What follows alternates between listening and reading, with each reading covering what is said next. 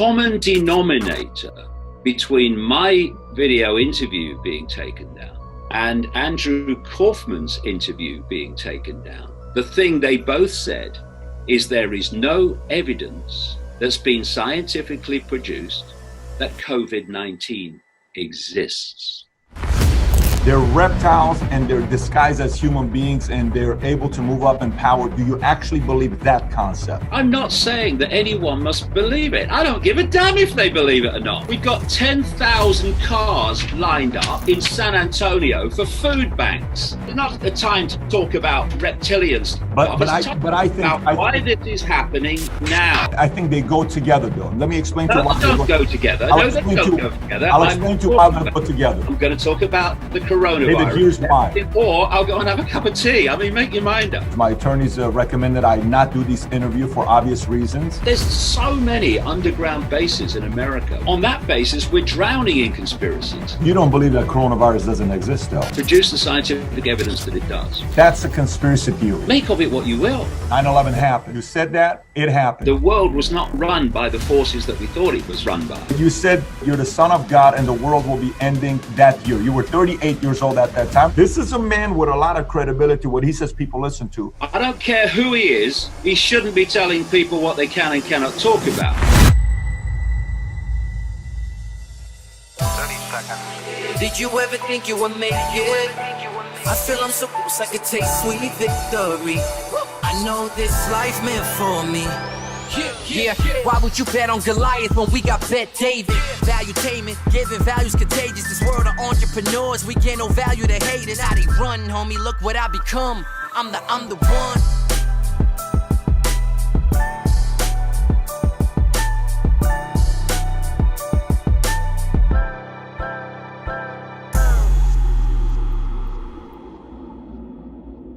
So look, the one thing we all know is all of us, one way or another, have an element of conspiracy theorists, whatever you want to call it. Some of us think, when you wake up in the morning, you go check the fridge, you wonder why the ice cream is missing. We had a full cheesecake. How come it's not here? Maybe the kids wake up. I got 3 kids. Maybe the kids wake up in the middle of the night and they walk downstairs, take the ice cream, go upstairs. I think it's a conspiracy. Maybe that's why we don't have the ice cream anymore. Some people believe Tupac is alive. Millions believe Elvis is alive. Some people believe 9/11 was an inside job, and some people believe coronavirus is not a pandemic. It is a plandemic. But today, my guest takes it to a whole different level. Some call him a conspiracy theorist. Some call him a conspiracy researcher. I'm sure he's going to correct me on that here in a minute. But he's written over 20 books, lectured 25 plus different countries. He's gone up on stage in the most respectable platform, spoken for 10 hours. And he's got a very big fan base, and he's got a very big opposition today because of a recent interview he did with Brian Rose that was taken down on YouTube. And many of you asked for him. Many of you requested for him to come in as a guest. And today, my guest, David Icke. David, thank you for being a guest on Valuetainment. Real pleasure. Thank you. Yeah, I'm a conspiracy researcher. Conspiracy theorist and conspiracy theory were actually brought into widespread use in the modern world by the CIA. In 1967, they put out a document, you can still find it on the internet, to the mainstream media in America, urging them to refer to those that were questioning the Kennedy assassination official story, to refer to them as conspiracy theorists, basically propagating a conspiracy theory. And all these years later, you have the mainstream media all over the world coming out with this conspiracy theorist. It's just a conspiracy theory, with not a clue that the CIA was responsible for putting that into widespread use, just a form of discrediting people. See, when you think about it, if you look at the dictionary definition of a conspiracy, and you will well know with your background, there are laws against conspiracy. So if they don't exist, well, why have laws against them? But if you look at the dictionary definition of conspiracy, it's just 2 or more people conspiring to bring about a particular end, often illegal. And on that basis, we're drowning in conspiracies. But I'm not seeing conspiracies everywhere. This is the point. I'm seeing one conspiracy with infinite numbers of masks of that same conspiracy. And so one of the things that I'm called is a dot connector, because that's what I do. I connect dots, which on the surface don't appear to connect, but if you go into deeper into the shadows, if you like, deeper into the web, they all connect. And I'm sure we'll get around that to that today. So, before we get into that, I have a little bit more. I want to know you a little bit more, if you don't mind. I want to know more about who David Icke was in high school. If you and I were in high school together, you're 15 years old, 16 years old, we're friends, we're classmates, we play sports. I'm sure we'd have got on very well, by the way. Yeah. Who was David Icke? Who was David Icke in high school? Well, I was born in a place called Leicester in the English Midlands, in what we call in Britain a working class background, which is just basically another way of saying we had no money. And in my early years, I just wanted to be a professional soccer player. That was my focus throughout my childhood. And as a series of strange coincidences, which have been the story of my life, they unfolded. I became a professional footballer. But then at 21, I finished with rheumatoid arthritis, very rare at that age. And one of the other things that I'd loved and been passionate about in my childhood was journalism. And I used to read papers vociferously, even as a kid. So I left football and became a journalist. Started on newspapers, then went into radio, and then I became a national TV presenter, news and sport, mostly sport in the end, with the BBC. And then another series of amazing coincidences, I won't go into it now. I ended up as a national speaker, or national, quote, leader of the British Green Party for a short time, until I had a series of extraordinary, if you like, paranormal experiences, which put me on the journey that I'm still on. This was 30 years ago. And what started to happen in my life in the most extraordinary way, and it's still going on, is that purely by the if you like, the synchronicity of life, I was coming across more and more layers and layers and layers and layers of information. This is from about 1991, that the world was not run by the forces that we thought it was run by.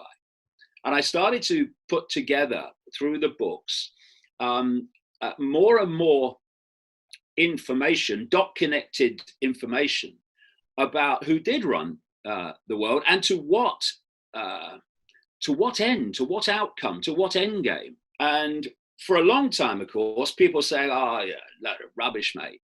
But as the years have passed, more and more that's been in my books back in the 1990s is being read on the television news, never more so than current events, by the way.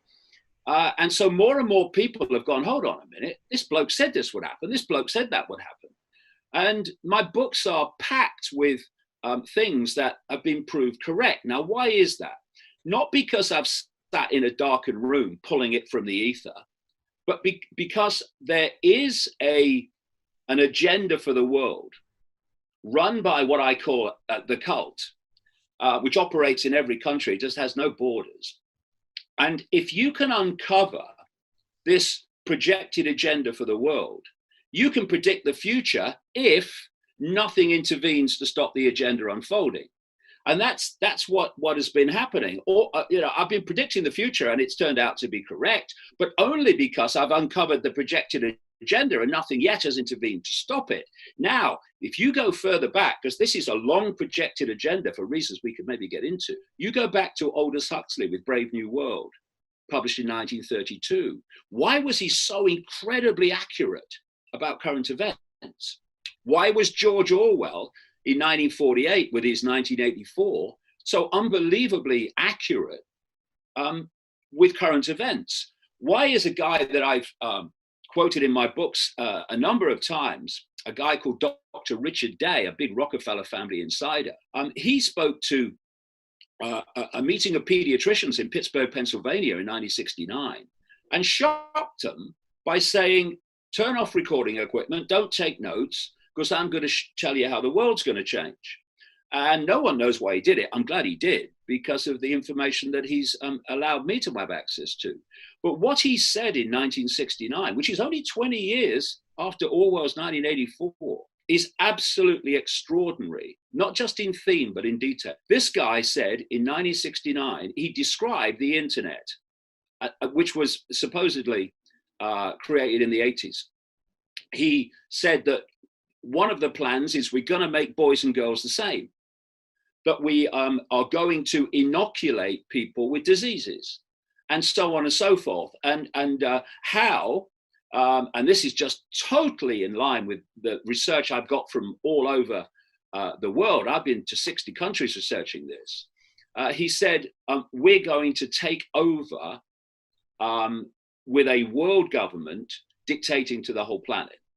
And the idea that, and what current events are leading us to, it's so fast, is what's been in my books for decades, what I call the Hunger Games society. This is the outcome that they want. And once you know the outcome, you can see the journey. Know the outcome, you'll see the journey. Don't know the outcome, these events that become clear when you know the outcome are just random and bewildering and what's happening. So it's to create what I call the Hunger Games society, where you have, if you think of a pyramid, at the top of the pyramid, you've got a tiny few people, which we now have a name for, the 1%. And if you look at how a handful of people now have the same wealth as the poorest half of the population, you can see the 1% ain't kidding. At the bottom, and this has been in my books for decades, by the way, never mind current events. At the bottom of this pyramid is pretty much the rest of humanity in deprivation, and this is the word, in dependency on the 1%, because they don't have independent income. Amazing, I'm saying this in current events, this has been in my books for a long, long time. And between the 1% and the rest of the population, pretty much, is designed to be, again, as I've been saying for decades, a vicious police military state to impose the will of the 1% upon the population and to stop the population rebelling against the 1%. And just to finish the point, this pyramid structure, the Hunger Games society, again, has been saying it for so long, is designed to be run not by elected politicians, but by technocrats. It's called a technocracy, which is defined as a society run by bureaucrats, experts, engineers, scientists, and not elected people. Silicon Valley getting more and more control of world events, witness Bill Gates in relation to current events, is all part of this technocracy unfolding. And key to it is that this society is run by artificial intelligence.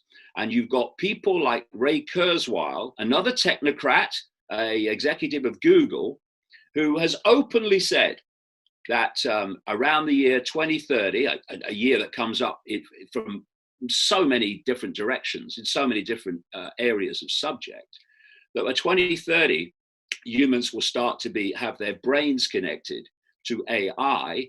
And in his own words, and I'm summarizing, once that connection's made, more and more thinking will be done by AI until human thinking as we currently know it is basically negligible.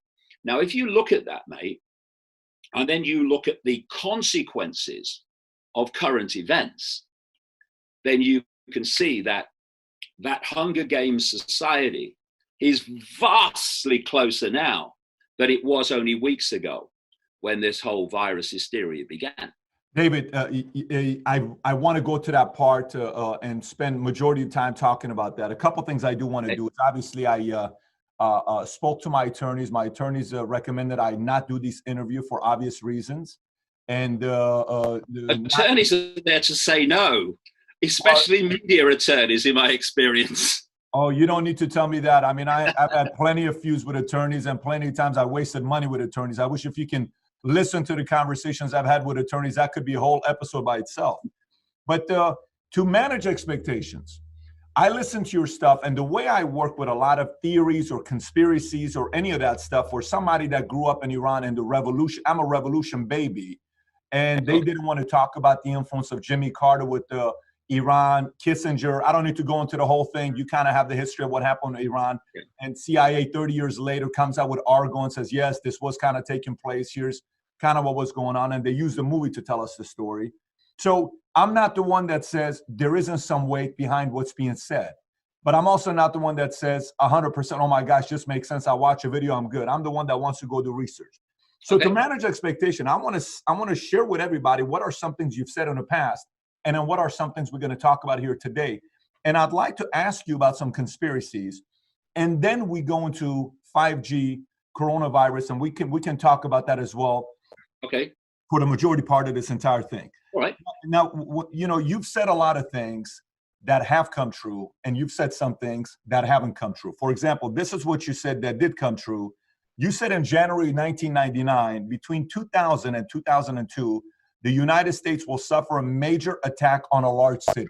9/11 happened. You said that, it happened. That gives some credibility to say, how could somebody like you get something like that right? Now, at the same time, you said the world will end in 1997. And by the way, you can correct me and go through all of these. Also, you said on a show with Terry Wogan back on April 29, 1991, which, by the way, I believe that's also your birthday, April 29th. I don't know if you knew that was the day of your birthday. No, I didn't actually, no. You were on him on April 29th, was your birthday. That was the day it aired, by the way, FYI. And he had you there. You had your turquoise outfit. I kind of like your second outfit more with the all black when you were there on 2006, I believe.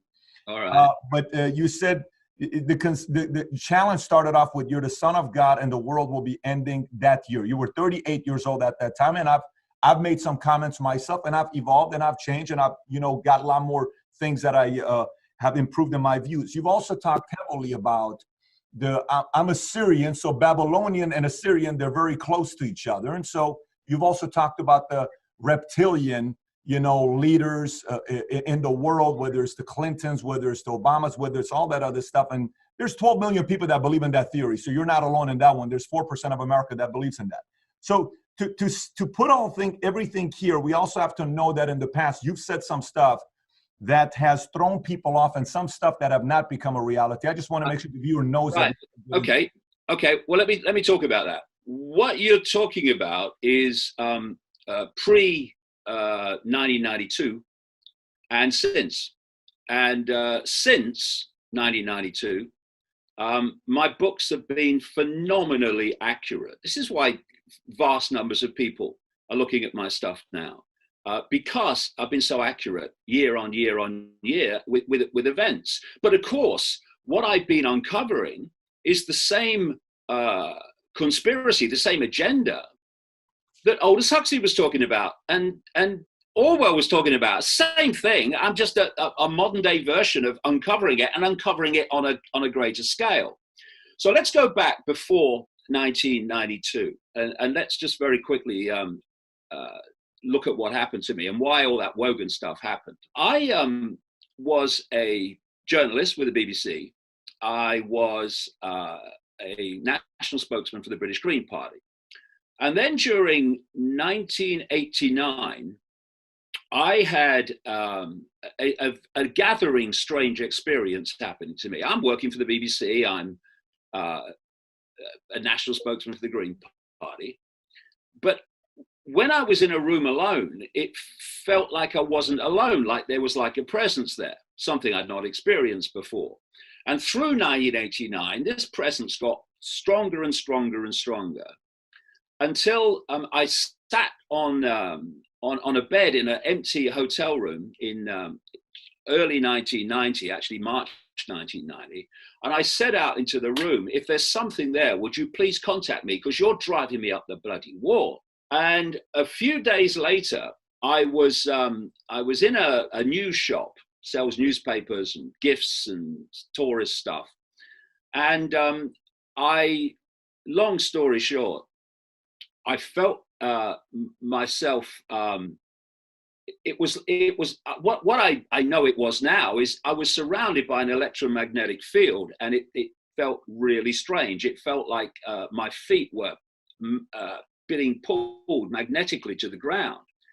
And what passed through my mind, it wasn't a voice, it was a very strong thought. It said, go and look at the books on the far side. Now, I knew this news shop, and I knew that the books were all romantic novels, not my scene. You'd sell them to the tourists. I live at the seaside place. So I walk over bewildered, thinking, what the hell is going on? And I saw a book in among the novels, and it was a book called Mind to Mind by a lady called Betty Shine. And I was attracted to it because it was different to the others. And I turned it over, and in the blurb, I saw that this was a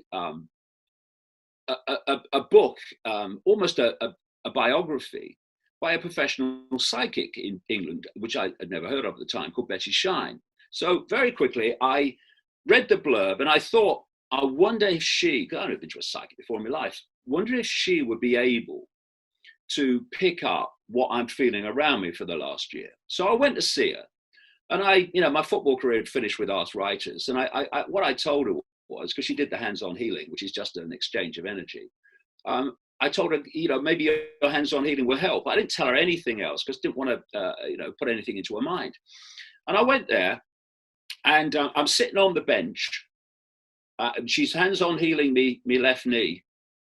And I felt like a spider's web on my face, just like, again, what I know now, it was an electromagnetic field. And maybe my face tingle. But I didn't know that at the time. It was all new to me. And I sat there, felt this on my face, and I thought, that's what she said in her book. That when other levels of reality are trying to lock into you, you sometimes feel like the spider's web on your face. Said nothing to her. 10 or 15 seconds later, she launches her head back and says, my God, this is powerful. I'm going to have to close my eyes for this one.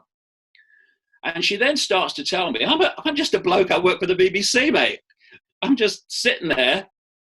And she starts telling me she's seeing a figure in her mind. And this figure wants to communicate with me. And she said, this figure is saying, you're going to go out on a world stage and reveal great secrets. You're going to be world famous. One man cannot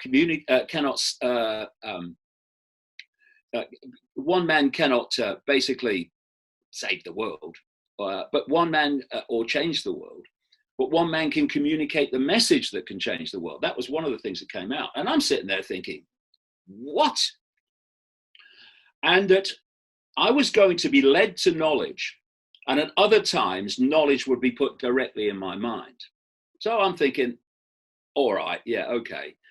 So I leave, and my life immediately became this extraordinary synchronistic journey of people, documents, books, personal experiences that were giving me puzzle pieces almost in the order that was easiest to see how they fitted. And this has gone on now for 30 years. Now, coming around to that whole Wogan thing, in this period, I had this overwhelming desire out of nowhere to go to Peru. What? I've seen Peru play at the Football World Cup a few times, but Peru? Well, what do you feel to go to Peru for? Anyway, I go purely on instinct, purely on intuition. Amazing things happen, which I cover in my books. But anyway, I end up at a place called Siyustani, which is an Inca site, just, 20 minutes, 25 minutes drive from Puno on Lake Titicaca, the highest navigable lake in the world, they say. And the reason I went to Siyustani is because a Peruvian guide who was going around Peru with me, he booked us into this hotel in Puno called the Siyustani. There's pictures of this place all over the bloody hotel. And when I was looking at these pictures, something was saying, go, you must go, you must go. So I organized a taxi bus to go the next day. And it was a beautiful place with all Inca, they say Inca, it's probably older, sites all on the hill. And I walked around for about an hour, and it was lovely, but there was the urge I felt to go there was not matched by the experience. So I get back in the taxi bus thing with the driver and the guide, and we start driving back. And no more than 3 or 4 minutes down the road, I'm kind of daydreaming out of the vehicle, And I was looking at this hill, and as I'm looking at it, all I can hear in my mind is, come to me, come to me, come to me. And I'm like, Ike, you lost it, son. That hill's talking to you. What? So anyway, I just said to the people, can you stop the vehicle? I'm going up that hill. So I walk up, not knowing what the heck is going on. And I get up to the top, and there's these kind of stones there. And I walked into the center of a group of them.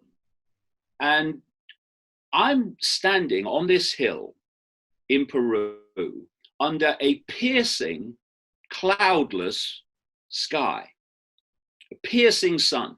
I had a big red nose to prove it.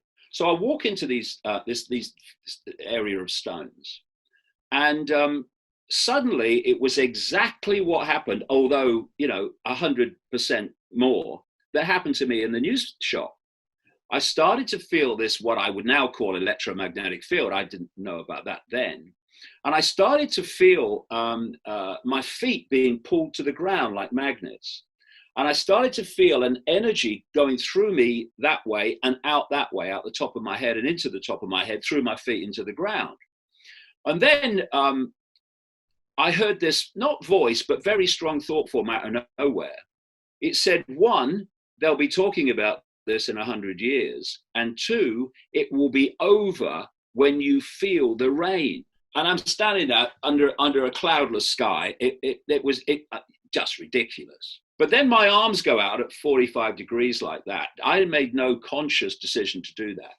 And this energy, and they were like that for, well, it must have been the best part of an hour. And I felt nothing until it was over. And then my shoulders and my arms were agony. But anyway, this energy just built up and built up and built up. So in the end, I'm kind of shaking. And when you drive a car and you can't remember the last 2 miles or so because your subconscious has been driving the car, thank goodness. Well, it was like that. I would have missing kind of conscious time, and then I would come back to consciousness while all this is going on. And I noticed at one of those points where I became conscious again, that over in the distant mountains, there was a light gray mist. And the light gray mist became a dark gray mist. And I thought, it's raining over those mountains. And if what then happened had happened in a movie, you would say, that is ludicrous. Who put this in the script? Because what happened is this rain storm came out of the mountains towards me ridiculously quickly. And in the end, I'm standing there like that. And this wall of stair rod rain, I've described it as like pulling curtains across the sky, was coming towards me. By the time it hit me, I'm like absolutely shaking with this energy. Soon as it hit me, absolutely soaked me in an instant. The energy stopped. Now my shoulders are agony. Now my legs are like Bambi, trying to stand up. And my life at that time was transformed. I tell you what it was like. And right in the middle of what I'm going to describe is when the Wogan show happened, which is why I said things that, I look back now and I wouldn't say them now, because I was in the midst of a total transformation of my consciousness, my awareness, my perceptions. I've described it like this. You're going along with your life and life seems a certain way, but you're operating within a bubble of perception, a bubble of information. And then someone comes along out of nowhere, doesn't give you any warning, and pops the bubble.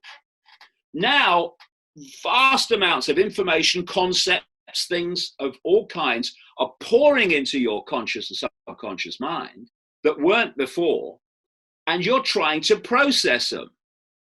And for 3 months, I couldn't process them, and right in the middle of that was the Wogan show. I've described it like this. You press too many keys on the computer at once, which is giving the computer too much information to process. Computer freezes. That was me for 3 months. After 3 months, after the Wogan show and the mass historic levels of ridicule that I went through in the aftermath of that, it was like the computer unfroze. Now I'm David Icke again, if you like. And people were coming up to me and saying, Dave, I thought you'd gone mad. You're the same bloke I've always known. I seemed it on the surface, but I wasn't, because now I could see things and how things connected that I couldn't see before. And so from that point on, the accuracy of my work, if I say it myself, because it is true, has been phenomenal in terms of the way it's played out in events, including current events.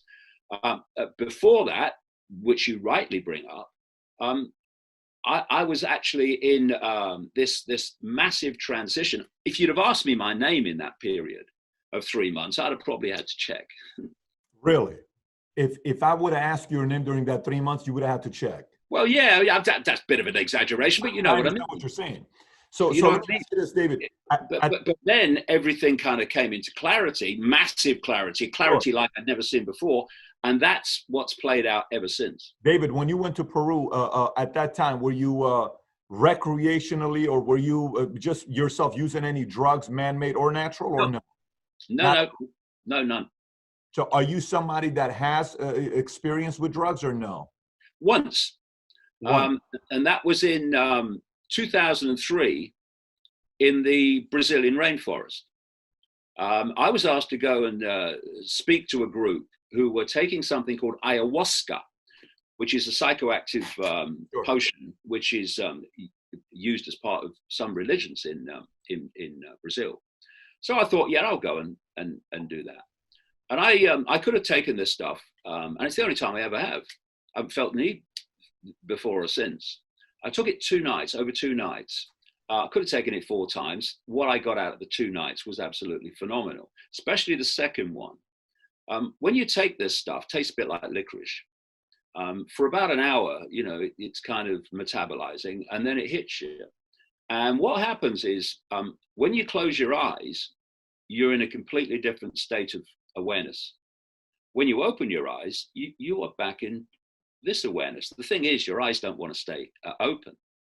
And for 5 hours, this very powerful voice took a female form, as powerful and loud as mine is now, gave me chapter and verse on the illusory nature of what we call physical reality.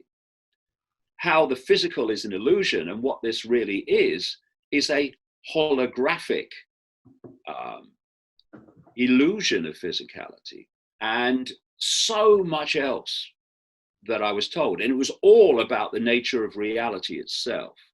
And to understand world events, you have to understand the basics of reality, because this cult knows that. It wants to keep it from us, and the secret societies and the satanic groups are there to isolate that knowledge about reality in their hands and to keep it from us. So I came back to Britain after that, and I started, because I had, amazing as it may sound, I had instant recall of the whole 5 hours of information. And so I came back and I started investigating mainstream science and all the different disciplines to see if this stuff would stand up. And what I found was that much of mainstream science, not least quantum physics, already knows that physicality is an illusion.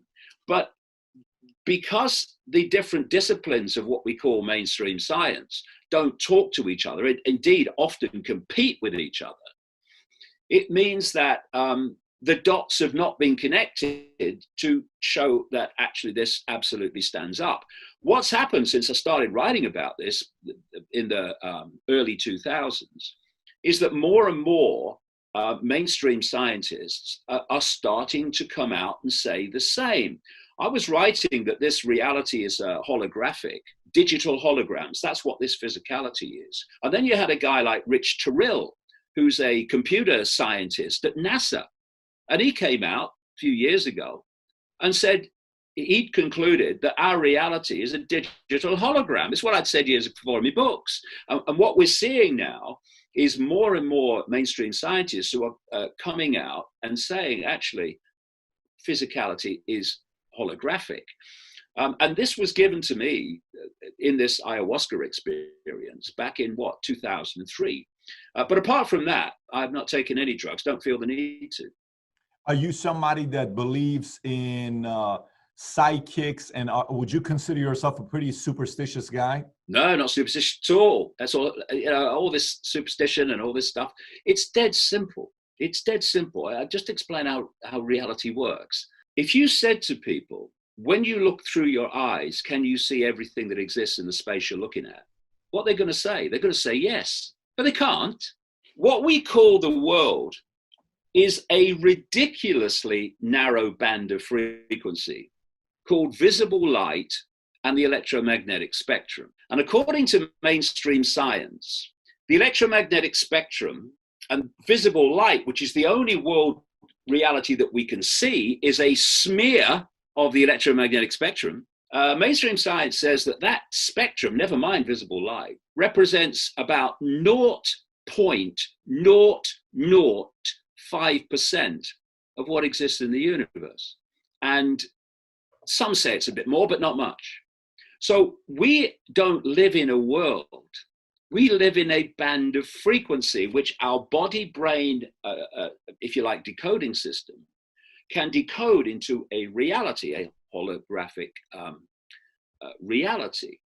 And therefore, infinity exists outside this narrow band of frequency, but we can't see it, just as when you're tuned to a radio station or a television station, you only experience that frequency, that station, that reality. What happens when you switch the zapper is you switch to a different, if you like, frequency, and you get a different reality instantly. We call them different channels. Now, these different realities operate in different bands of frequency. And just like radio frequencies, etc., these bands of frequency, as long as they're not too close on the dial to each other when you get interference, they can share the same space without being affecting all the others, and each one not even being aware that all the others exist. So we are basically experiencing a holographic television channel, which we call the world. And outside of that are all the other realities of infinite reality. And only when these realities get close on the dial do you get interference. And one of those areas of interference, if you like, is what we call ghosts and paranormal things and such like. When you get two radio stations close on the dial, you get interference. One is the dominant one you can hear, and the other one is you can't hear it, but you can but you can hear it. It's interfering. Well, in a visual form, that's what a ghost is.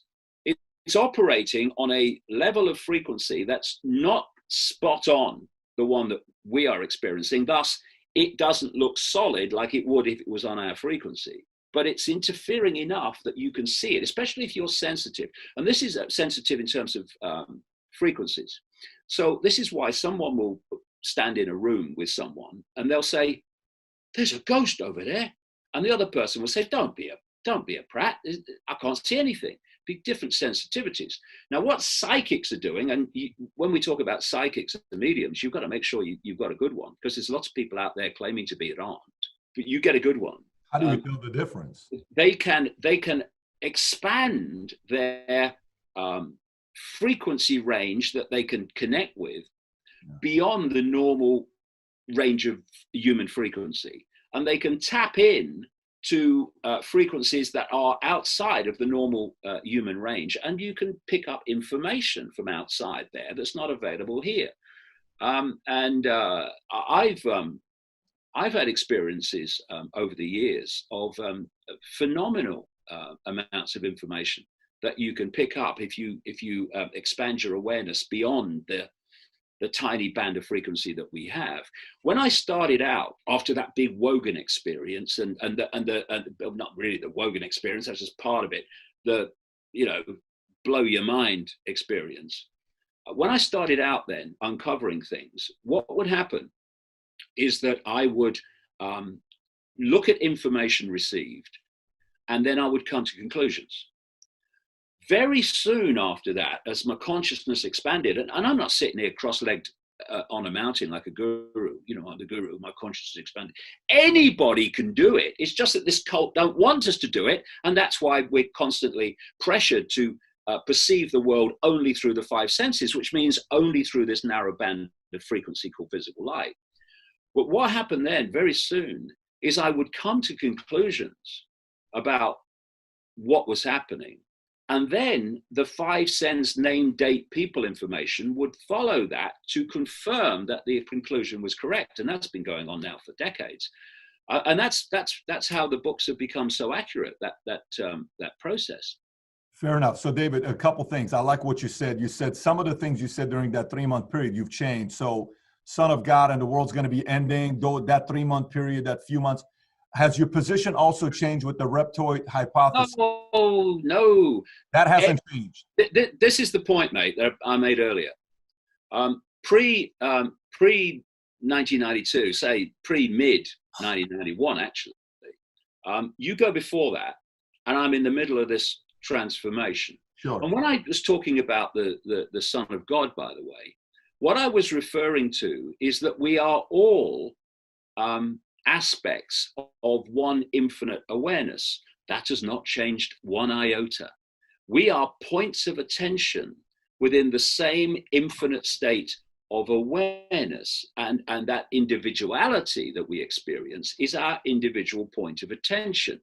But we are all part of the same whole. We're all, if you like, droplets in the same ocean, and we are the droplet and we are the ocean. So on that basis, if you want to use this symbolic language, we're all sons and daughters of the whole, the infinite whole. So that has not changed. Just putting it in a different way, that's not changed at all. There was a difference in the context. If you look pre-91 or pre-mid-91, that's one thing. You look post mid-91 to present day, and you'll see a completely different outcome in terms of information that's proved to be correct. But to put it in to manage the expectations here is, you did say even Jesus was criticized, so the comparison wasn't just being a son of God. At that time, you made the reference in a completely different way, just for full transparency. But you see, the thing is that these concepts that poured into my conscious mind, which I'm trying to process and understand, you can confuse son of God, we're all sons of God in that process, and then eventually it becomes clear what it meant. So it was a period of great confusion, as it would be. What I describe it like this: what was happening in my mind in that period, early 91 until about about May. May 91, January 91, February 91, when I went to Peru, to about May 91. That was the period that all that took place. And it's like if you burst a dam, and that's what happened. My consciousness opened up to another level, and you burst a dam, and the water cascades out, and it's going all over the place, and then it finds balance in the new situation. And that's a process that I was going through for about 3 months. But let's not forget, before we do, that was the best part of 30 years ago. And in the intervening period since then, the accuracy of my books in predicting current events has been, why are vast numbers of people looking at my work now? Because of that. David, so again, last time, so any position changed on the reptoid hypothesis? Anything on that change, or it's the same belief that you had then that you have today? Yeah, but that didn't come in that pre 91 period. How did you come up with that conclusion where you said there's enough of the red dresses and the sheeple and all of that? How did that process come about? Quite simply, the same process that everything else came about. The synchronicity of my life led me to the information. So I'm minding my own business, traveling around America, talking to next to nobody at the time. I don't know, towards the late 90s, what would it be? Maybe 96, that kind of period, 96, 97, more 96. And I'm going from place to place, talking each night. Some of them were a long way apart. And in a period of 15 days, I met 12 different people in 12 different places who told me the same stories about this whole reptilian phenomenon.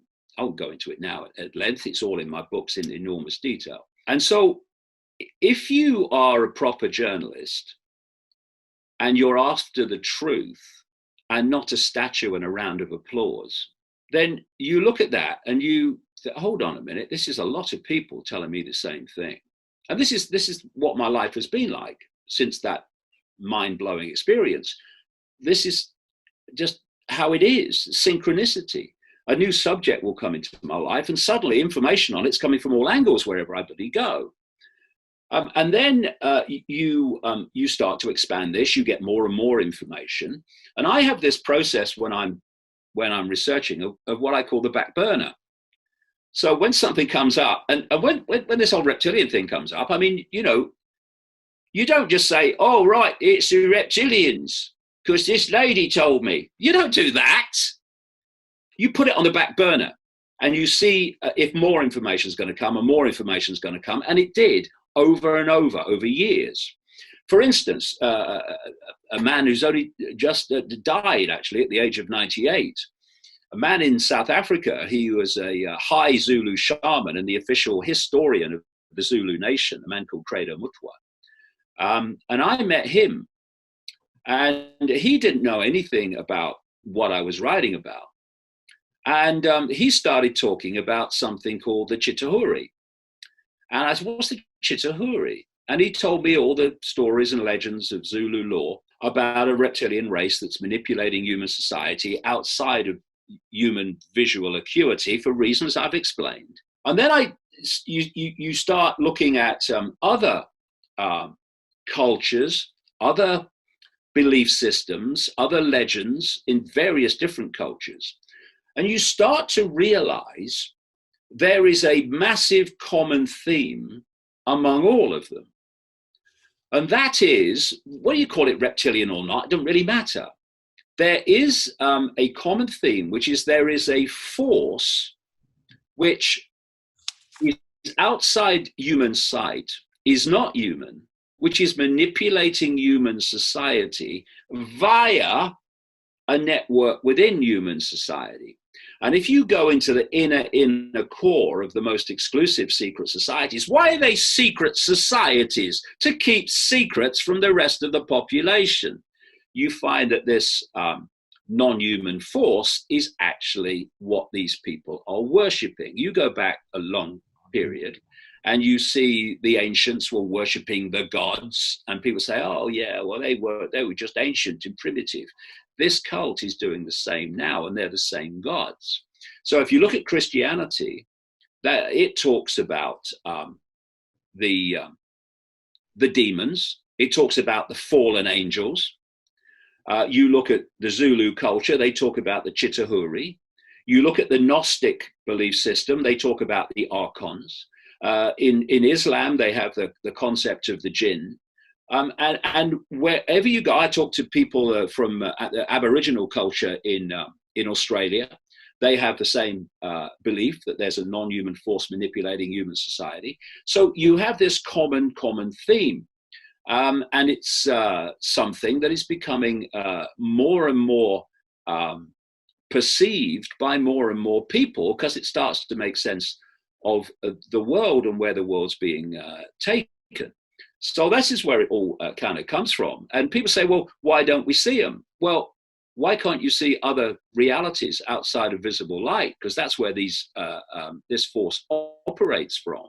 And what it needs is a force within this visible light frequency through which it can manipulate human society. And that's this this cult and all these this network of secret societies and which are manipulating world events. I don't think there's any question that these secret societies exist, and we're going to talk about that. But do you actually believe reptiles are disguised? They can disguise as human beings? Like, do you really believe that concept? Because we know there's powerful people, but the concept of they're reptiles and they're disguised as human beings and they're able to move up in power. Do you actually believe that concept? Well, you see, I mentioned earlier that to understand what is going on, we have to have some understanding of the nature of reality.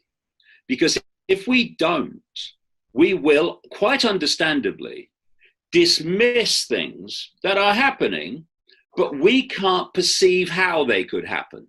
Example, you believe the world is actually solid. Our bodies are solid. That wall is solid and not a holographic, illusory, physical. Then if the world is solid, then people moving between different, if you like, shapes, what they call shape-shifting, is impossible. Utterly impossible. Of course it is. You can't shapeshift solidity. It's ridiculous. But if you believe the world is solid, immediately you hear some of the things that I say, they're immediately dismissed. Not possible. Well, hold on.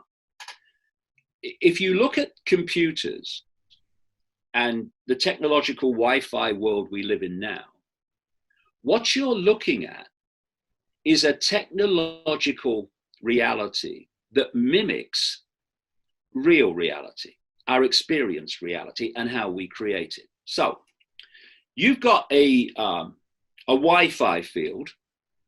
Okay, where is it? Where's the Wi-Fi field? Point it out to me. Well, I can't because you can't see it, right?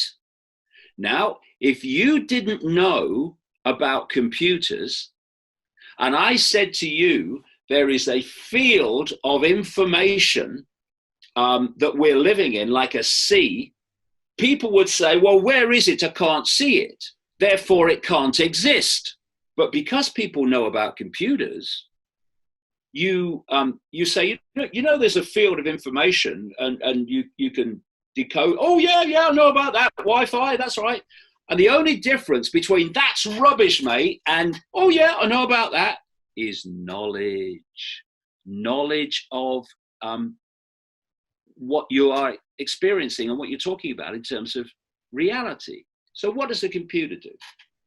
You've got a Wi-Fi field full of information in the form of radiation, basically. And the computer decodes it onto the screen. And you say to people, and it decodes it onto the screen, by the way, on the basis of the information you put in to decode onto the screen what you choose to decode. You say to people, tell me about the internet. And they say, oh, yeah, well, it's pictures and graphics and text and all that stuff and websites. Yes, it is, but only on the screen. On the screen is the only place the internet exists in that form. Everywhere else, it's electronic codes and Wi-Fi. We decode reality in exactly the same way. The five senses take waveform information, think Wi-Fi, turns it into electrical information, feeds it to the brain, and there are different parts of the brain that specialize in decoding the different senses, and the brain decodes that electrical information into holographic digital information. And that is what we experience as the world around us. It's not around us, it's inside us, all of us. Just as the internet is inside this computer, and we look at it from afar. So say you're tasting something. You don't taste it with the tongue. You taste it via the tongue, which sends electrical information representing the taste frequency to the brain, which decodes it, and then it becomes yummy or that's horrible. There are now pain relief techniques used in hospitals where they stop the message going from the point of pain to the brain, because if they stop that, the brain cannot decode the message and you can't feel pain. Take the hearing senses. What's passing between us and what passes between all of us when we're communicating are not words. They're wave field, frequency fields generated by the vocal cords. And these are picked up by the ears that turn them into electrical information, feed it to the brain, and only when the brain decodes it do you hear words. I'll give you an example. Does a falling tree make a noise? Well, only if you hear it. And what I mean by that is, if a tree falls, what it's doing, it's an electromagnetic field, and it is causing a disturbance in the wider electromagnetic field as it moves. If there's no one there to decode that disturbance, then a falling tree doesn't make a noise. If there is someone there, they pick up that disturbance with the ears, that electromagnetic disturbance, and they decode it into the sound of a tree falling. It's all an illusion. And this is what they don't want us to know, because they know it is, and they're manipulating the illusion to control human beings. But to do that, they've got to keep from us that it is an illusion. So why all the world event stuff that I have exposed over the years has always been alongside the nature of reality stuff. So the human body is a field of information, and we are decoding these fields. Think a Wi-Fi field. Think of the body as a Wi-Fi field of information. We decode the body into holographic reality. The body actually only exists in our decoded senses, in the form that we see it. In its other form, it's an electromagnetic field of information. So it's not solid. It's holographic and it's malleable. So I'm looking at someone and they have a human electromagnetic field of information. So what I'm decoding into holographic reality in my head is a human being. These cult bloodlines that I expose have a dual field, a hybrid field. These are what we're talking about here. They're the biblical Nephilim. That's what we're talking about. The sons of God who interbred with the daughters of men, that's what we're talking about. But the Bible calls the Nephilim. So there is a dominant field in the dual field. Say it's human, it is most of the time. So I will look at someone, anyone looks at them, and they decode the human field. And what they see is a human. But when there's a shift from the human field to the non-human field, the observer then starts decoding the non-human field. And to the observer who can see apparent solidity, someone has moved from a solid body of human to a solid body that's not human and back again. But that's not what's happened, because there is no solidity. It's decoding into a holographic form, decoding into another holographic form, decoding into the original holographic form. And this is what we call shape-shifting. But if you don't know that, then of course you're going to dismiss the very idea as impossible if you think the world is solid. It's not. The cult knows it. He doesn't want us to know it. You ever personally witness any shape-shifting? I've seen eyes change. Yes, I've seen eyes change to reptilian. Yes. But the point is that I'm not a kamikaze pilot. I'm just interested in the truth.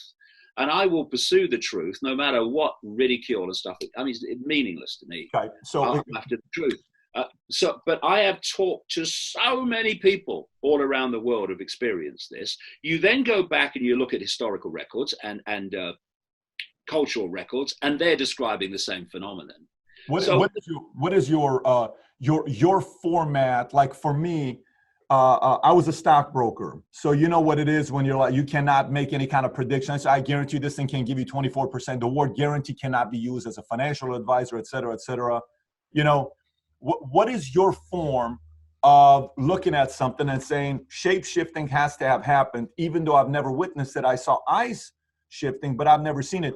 Do your brain, I'm just curious to know how you process it. Do you go to say, I give it 70% credibility that it exists, I give it 20%, or do you say no, shape-shifting 100%? And if yes, based on what?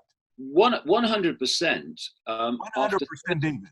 After 30 years of accumulating the information. But you've never seen it, though. You've never personally seen it. I have seen eyes change from human to reptilian. That's a shapeshift. And I've talked to endless people in every other culture. Now, here's the point. Look at the information. What am I not saying here? What am I not saying? I'm not saying that anyone must believe it. I don't give a damn if they believe it or not. That's their right. That's their choice. That's their uniqueness. What I'm saying is, here is a vast body of information that I put together, and a vast amount in my earlier books on this subject. Make of it what you will. That's what I'm saying. I'm not saying you've got to believe it. I get that has to be your choice based on what you make of the information. That's all it is. It's a very persuasive thing to say because, when you say, I'm not saying you have to believe it, that is a form of getting me to want to believe it more because it's not being forced, it's by choice. I got to tell you, David, you're one of the best storytellers I've met in my life. You're an incredible storyteller with the details. I mean, I was in Peru with you, just so you know that. I was in that cabin. I saw the mountain. I was there with you. I don't know a lot of people that tell stories as good as you do, and I'm in the world of storytelling. Have you ever read the story that was published in the Weird Times of August of 1929 called The Shadow Kingdom? You ever read that story? No. You've never read it? No. Have you ever seen the movie of 5 Million Years to Earth, a 50s movie? You've never seen it? No. Okay, interesting. Okay, that's good. So let's set that part aside. So let's go away from our reptilian shape-shifting friends, and let's go to the next topic. David, would you mind if I give you a conspiracy theory, and in less than 5 seconds, you say there is some truth to it, there is no truth to it, or I don't care, like it's not something I'm interested in. Is that fair with you? That's fair. Let's just play a game here. Okay, here we go. Tupac is still alive. Say again? Tupac is still alive. I don't get that. That's okay. He's a rapper. So that means you don't know. He's a rapper. Oh, there you go. No problem. Elvis is still alive. I doubt it. Okay. It don't matter to me. JFK assassination was an inside job. Oh, 100%. All right, next. Obama birther. He's hit in the forehead by a bullet shot from behind him. What did it do? U-turns.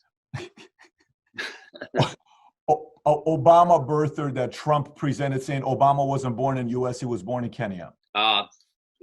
Absolutely open to that.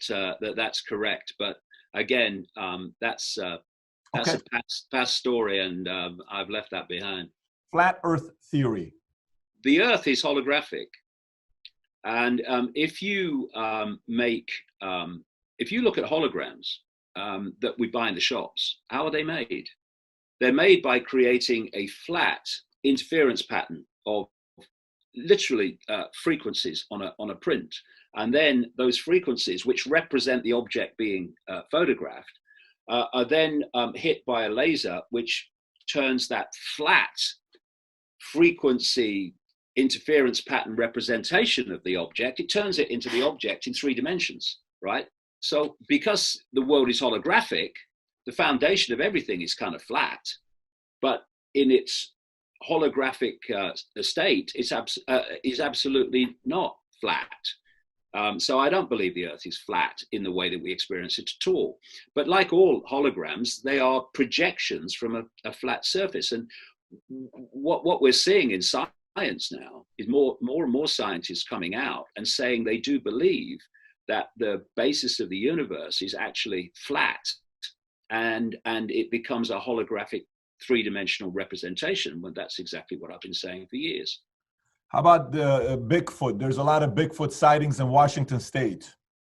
There's a lot of things in the world that we don't know about, and that could be one of them. It could not. But in the end, what you're looking at is data. And what I mean by that is not theories. You're looking at data. So if you meet one person and they say, "I've seen a Bigfoot," oh, okay, that's interesting. But it goes no further. But when you've got 100 people or whatever seeing a Bigfoot, as they claim, in the same area, now you've got the data. There's a bloody good chance something's going on here. So that's how you work.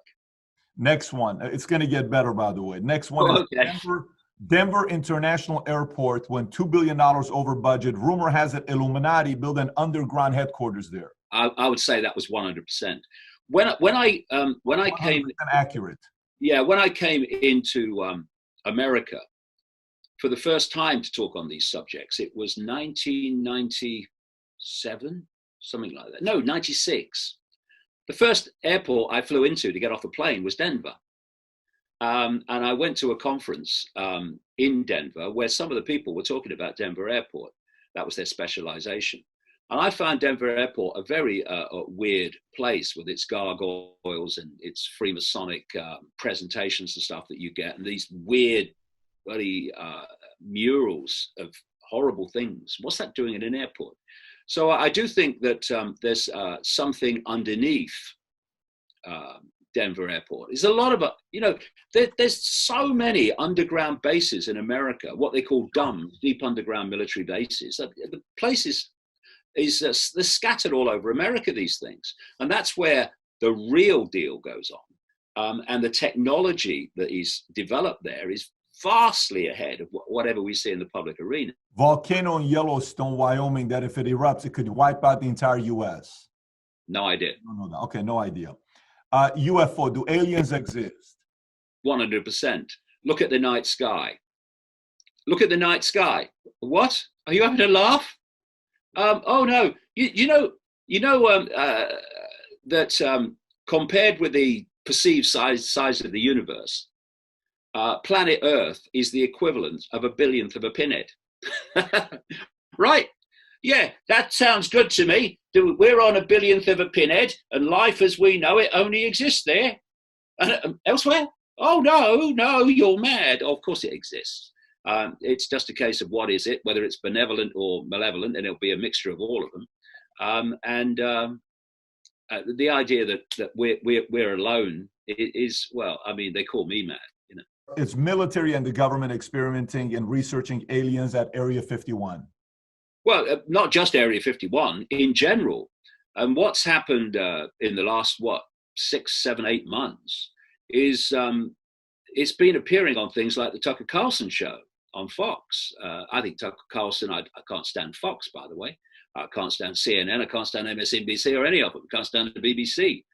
But as a journalist who's willing to ask questions the others aren't, and make points the others aren't, then I've got a lot of respect for Tucker Carlson. And he's had people on his show talking about the fact that and they've had to admit it, that the Pentagon has radar pictures taken by its pilots of craft that are doing things that no technology that we know in the human visual arena could possibly do. And of course, it's all classified and stuff. So there's two levels of knowledge, you see. This cult operates, if I just explain this, it might make a lot of sense to people, not least of current events. The world is manipulated by a web, and think of a web, a spider's web, and at the center of the web, you've got the spider. That spider is the non-human force. Around the spider, in the strands immediately around the spider, are the most exclusive secret societies, and people in them you probably never have heard of. They're the people really running this cult from the inner sanctum. As you come out from the spider in the web, you're now starting to hit the secret societies we do know about, but we don't know what goes on there. Well, they'd like us not to, like the Freemasons, and I'm talking the inner core, and the Knights of Malta, the Knights Templar, the inner core of the Jesuit order, all this stuff. And as you come out, eventually you meet what I call the cusp organizations, which sit between the hidden and the seen. These are the Council on Foreign Relations in America, the Trilateral Commission created by the Rockefellers and Zbigniew Brzezinski, Jimmy Carter's former national security advisor, and the Bilderberg Group created in Europe at the Bilderberg Hotel. These are cusp organizations that sit between the hidden and the seen. And what happens is the agenda for the world comes out from the spider through the hidden, through the cusp organizations, and into the society, the arena that we see, the public arena. And there we find governments, government agencies, the banking system, all the Silicon Valley corporations, and so on, media ownership. And in this level of the public arena it seems to be a series of completely unconnected organizations, agencies, whatever. If you go deep enough into them, and it's all compartmentalized, most people in these organizations haven't got a clue that what they're being controlled and directed to and what the agenda is. They just get on with their lives, get their pay, and go home to their families. But at the inner core of these organizations, they are actually answering to the spider ultimately, and are making decisions that reflect that agenda of the spider. And in this way, things are happening in a coordinated way that appear to be random. And this can be seen very clearly in my experience with the Brian Rose London Real interview about the coronavirus, which was streamed live, and YouTube took it down virtually the moment, just a few minutes after it finished. And then Vimeo took it down, and then Facebook took it down. It's because if you go deep enough into these organizations, they are controlled by the same force, therefore move as one unit. So LinkedIn then trashed and deleted Brian Rose's account for doing that interview, because LinkedIn will ultimately go deep enough, be controlled by the same force that controls all the others. This is how it works. And so each country, and it can be explained very simply this way: the way this cooperates and manipulates globally and could coordinate this coronavirus thing that we're looking at now, current events, is the same as McDonald's, really.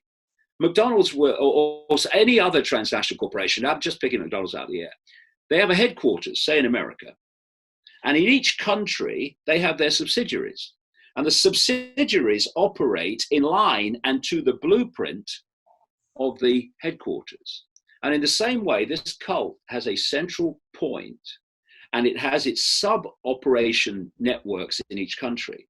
And their job is to manipulate that country's politics, business, banking, media, in line with the centrally dictated agenda. And that's why, as this virus hysteria came out of China, basically all countries have reacted the same, because they're working to the same script. And this is how the whole thing works. Okay, so here's the next one here. I'm curious to know if you've done any kind of research on this one. In Alaska, they have a high frequency active auroral research program. You know this.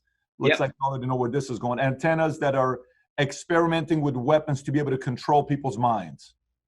Oh, 100%. I've done enormous research on this. And the one in Alaska, which is the famous or infamous one, which came to public light, there are others like that around the world now.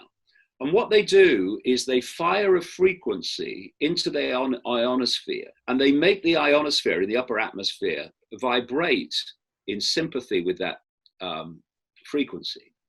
And then it diverts the frequency now, because of the vibration, at a far higher power that it left the facility, back to Earth. And many things can be done with this, including manipulating the weather and creating weather extremes, among many other things.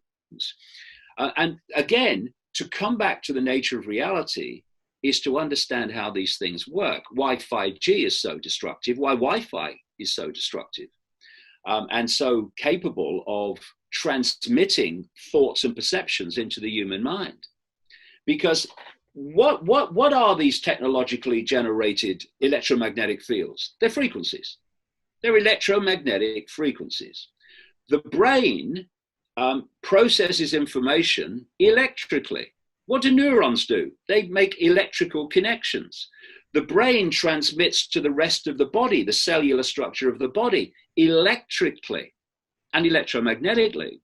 So anything external that interferes with the balance of that electromagnetic communication in the body and the processing of information electrically in the brain is going to affect people negatively, psychologically, and in terms of health. And we are now living in an absolute soup of technologically generated electromagnetic frequencies, which have gone on to a phenomenal new level. with this rollout this year that's still going on of 5G. Elon Musk, don't start me, by the way. I'd love to debate this guy live if you could ever arrange it.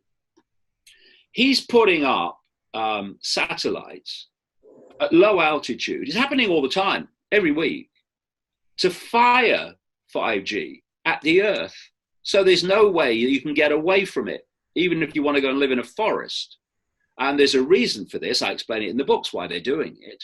Astronomers are now complaining, even with a relatively few of the thousands he wants up there. He wants 42,000 up there.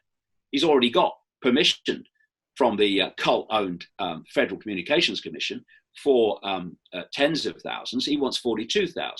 Even with the few that he's put up so far, astronomers are saying, we can't see the night sky anymore. It's all Musk satellites. And there's a company called, I think it's OneWeb out of Britain doing the same. There's others doing the same. Now, here's a question. How many people among the nearly 8 billion, getting on for 8 billion people on planet Earth, have been asked if they want that? Nobody. Or been given a vote to decide if they want that? Nobody. Musk just does it because Musk is an asset like Gates and all the others of this agenda. That's why he gets permission from the FCC. Of course, if the FCC is controlled by the same force that controls Musk, he's going to get permission for what he wants. Of course he is. And this is how it happens. So the challenge with when I did the research on why YouTube chose to take the video down, I don't know why LinkedIn did what they did, by the way. That whole thing, that scandal makes no sense to me, but I don't know their reasoning behind it. But I do know why YouTube and Facebook and Vimeo did. YouTube says linking 5G to coronavirus was the biggest challenge. And I'd like to kind of transition now. We can go now all 5G coronavirus. Let's talk about those topics now, right, since you brought up Elon Musk. But we got a lot of, now the viewer kind of has an idea where you stand with different conspiracy theories that people may have, and they can judge for themselves where we can go from here. I just want to make sure the viewer knows that before we go to the next part. The challenge that YouTube had with the interview that he did with Brian Rose is saying that 5G is the reason for coronavirus. And I want to say this to you. I had a guest on, General Spaulding from the Air Force. Okay, Robert Spaulding. He wrote a book called Stealth War. He is not a fan of China. He went and lived in China with his wife and kids to learn about their culture, how it's done, almost like an inside job to report back to U.S. And then years later, he found out what they were all about, went back again. Then eventually he was hired to work directly with the White House as a advisor, as a director. And one time he gave a briefing on what China was really doing. And that got Mitch McConnell upset and Biden upset. Now, you know, both of them have a link to China, Biden with his son. And then you got Mitch McConnell and his wife. His wife's father owns the largest construction company in China. So one is a Republican, one's a Democrat. So Robert Spaulding is not somebody that is a conspiracy researcher, nor is he a pushover, nor is he somebody that bows down to the people of power. This is a very reasonable man. When he says what he says, he has no motives behind it. I called him. We spoke a few days ago. I said, hey, General Spaulding, I'm hearing a lot of stuff that's being said that there is 5G is the reason why coronavirus is spreading. And I kind of gave him the timeline. I said, what do you think about the fact that in 1916, the emergence of radio waves, 1918, Spanish flu outbreak, 2003, 3G was introduced to the world, 2003, SARS outbreak. 2009, 4G was introduced to the world, 2009, swine flu, and now 2009, 2020, 5G is introduced to the world, 2019, 2020, coronavirus. And I said, how much credibility do you give to this? This is a man with a lot of credibility, what he says people listen to. He said 0. That's a conspiracy theory. It has nothing to do with that. And those who are talking about it shouldn't be talking about it. Now, that's one part. I'm going to turn it over. Well, let me say the other part. Let me say the other part. I'll turn it over. Let me just make this one point very quickly. I don't care who he is. He shouldn't be telling people what they can and cannot talk about. No, he didn't say can and cannot talk about. It's not what he said. Secondly, I'm that. not saying that the so-called coronavirus is can be put down to 5G. I'm saying it's something that has to be taken into the mix for reasons we'll come to. That's a big difference. There's a big difference between saying that, because you know this on Guardian, where Dr. Cohen got up, and Cohen claiming 5G wireless networks are behind the pandemic. This is not Guardian. This is a complete different man that got up and he was presenting. Yeah. And it was shared by Kerry Hilson. You've seen this before. It's not the first time I'm telling you this. It's Michael Gove or Gov, who said that conspiracy theorists of 5G. Brain of Britain is. Brain of Britain, Michael Gove. Yeah. In his own mind. Yeah. So again, that part, to say that's the part that's getting people to be a little bit where they're not tearing down the towers. And you never want to use a platform like this to get people to take measures to different levels where people are getting hurt and they're breaking laws. And I fully understand that part. My question to you is, when you say, go ahead. What is the credibility? Where does your credibility come to say something like that, where the viewer can say, this makes sense? Credibility. Right. Well, let me just tell you a story. The London Real interview, which was 2.5 hours long, and I covered an enormous amount of it, and 5G of things, and 5G was a relatively small part of it, was taken down. And the idea was it was taken down because I said 5G had to be brought into the mix of current events. Then my son Jamie did an interview with an American doctor called Andrew Kaufman, operates out of New York State, who's done a tremendous amount of research into this whole coronavirus situation. And they had a chat, and YouTube took it down after it got 300,000 hits. They didn't mention 5G. The common denominator between my video interview being taken down and Andrew Kaufman's interview being taken down, the thing they both said is there is no evidence that's been scientifically produced that COVID-19 exists. That is what they want to shut down, even more than the 5G connection. You don't believe that, though? You don't believe that coronavirus doesn't exist, though? Of course. Well, I'll just say to you, produce the scientific evidence that it does. What I've been doing, because I'm a journalist, not a mainstream media repeater of the official story, is I've been devouring information from doctors, virologists, specialists in places like Germany, Italy, Austria, America, who will never be allowed to get onto the mainstream media because they're challenging and demolishing the official narrative. That's not allowed, because this is not about a free, open debate. It's about selling a lie. Let me tell you a story that comes from these virologists, and in this case, the way I'm starting from the research of Andrew Kaufman, a doctor of medicine who's now specialized in psychiatry in New York State. When people started getting ill in China, the Chinese authorities, and by the way, China is an absolute major global center of this cult, as is America, Israel, Britain, but China's massive. This cult has no borders. It operates across borders. So what they did is they decided pretty much immediately that the reason people were getting ill, and they only did, checked and tested a tiny number of the first nearly 200 that got ill, that it was a bacteria or a virus, and they very quickly settled on a virus. And what they did, and a virus is not what we're told it is either. Anyway, they took fluid from the lungs of a small number of these people that got ill. And they broke down its genetic code, the genetic code of genetic material that was in the lung. And they decided that the cause of the problem was a virus. The problem is they never, and it has never, been isolated to show that that's what is causing this. There was a man in 1890. He was a bacteriologist and physician called Robert Koch. And he developed 4 what became known as Koch postulates, which have been the gold standard for mainstream medicine ever since, of how you prove that an agent is causing a disease.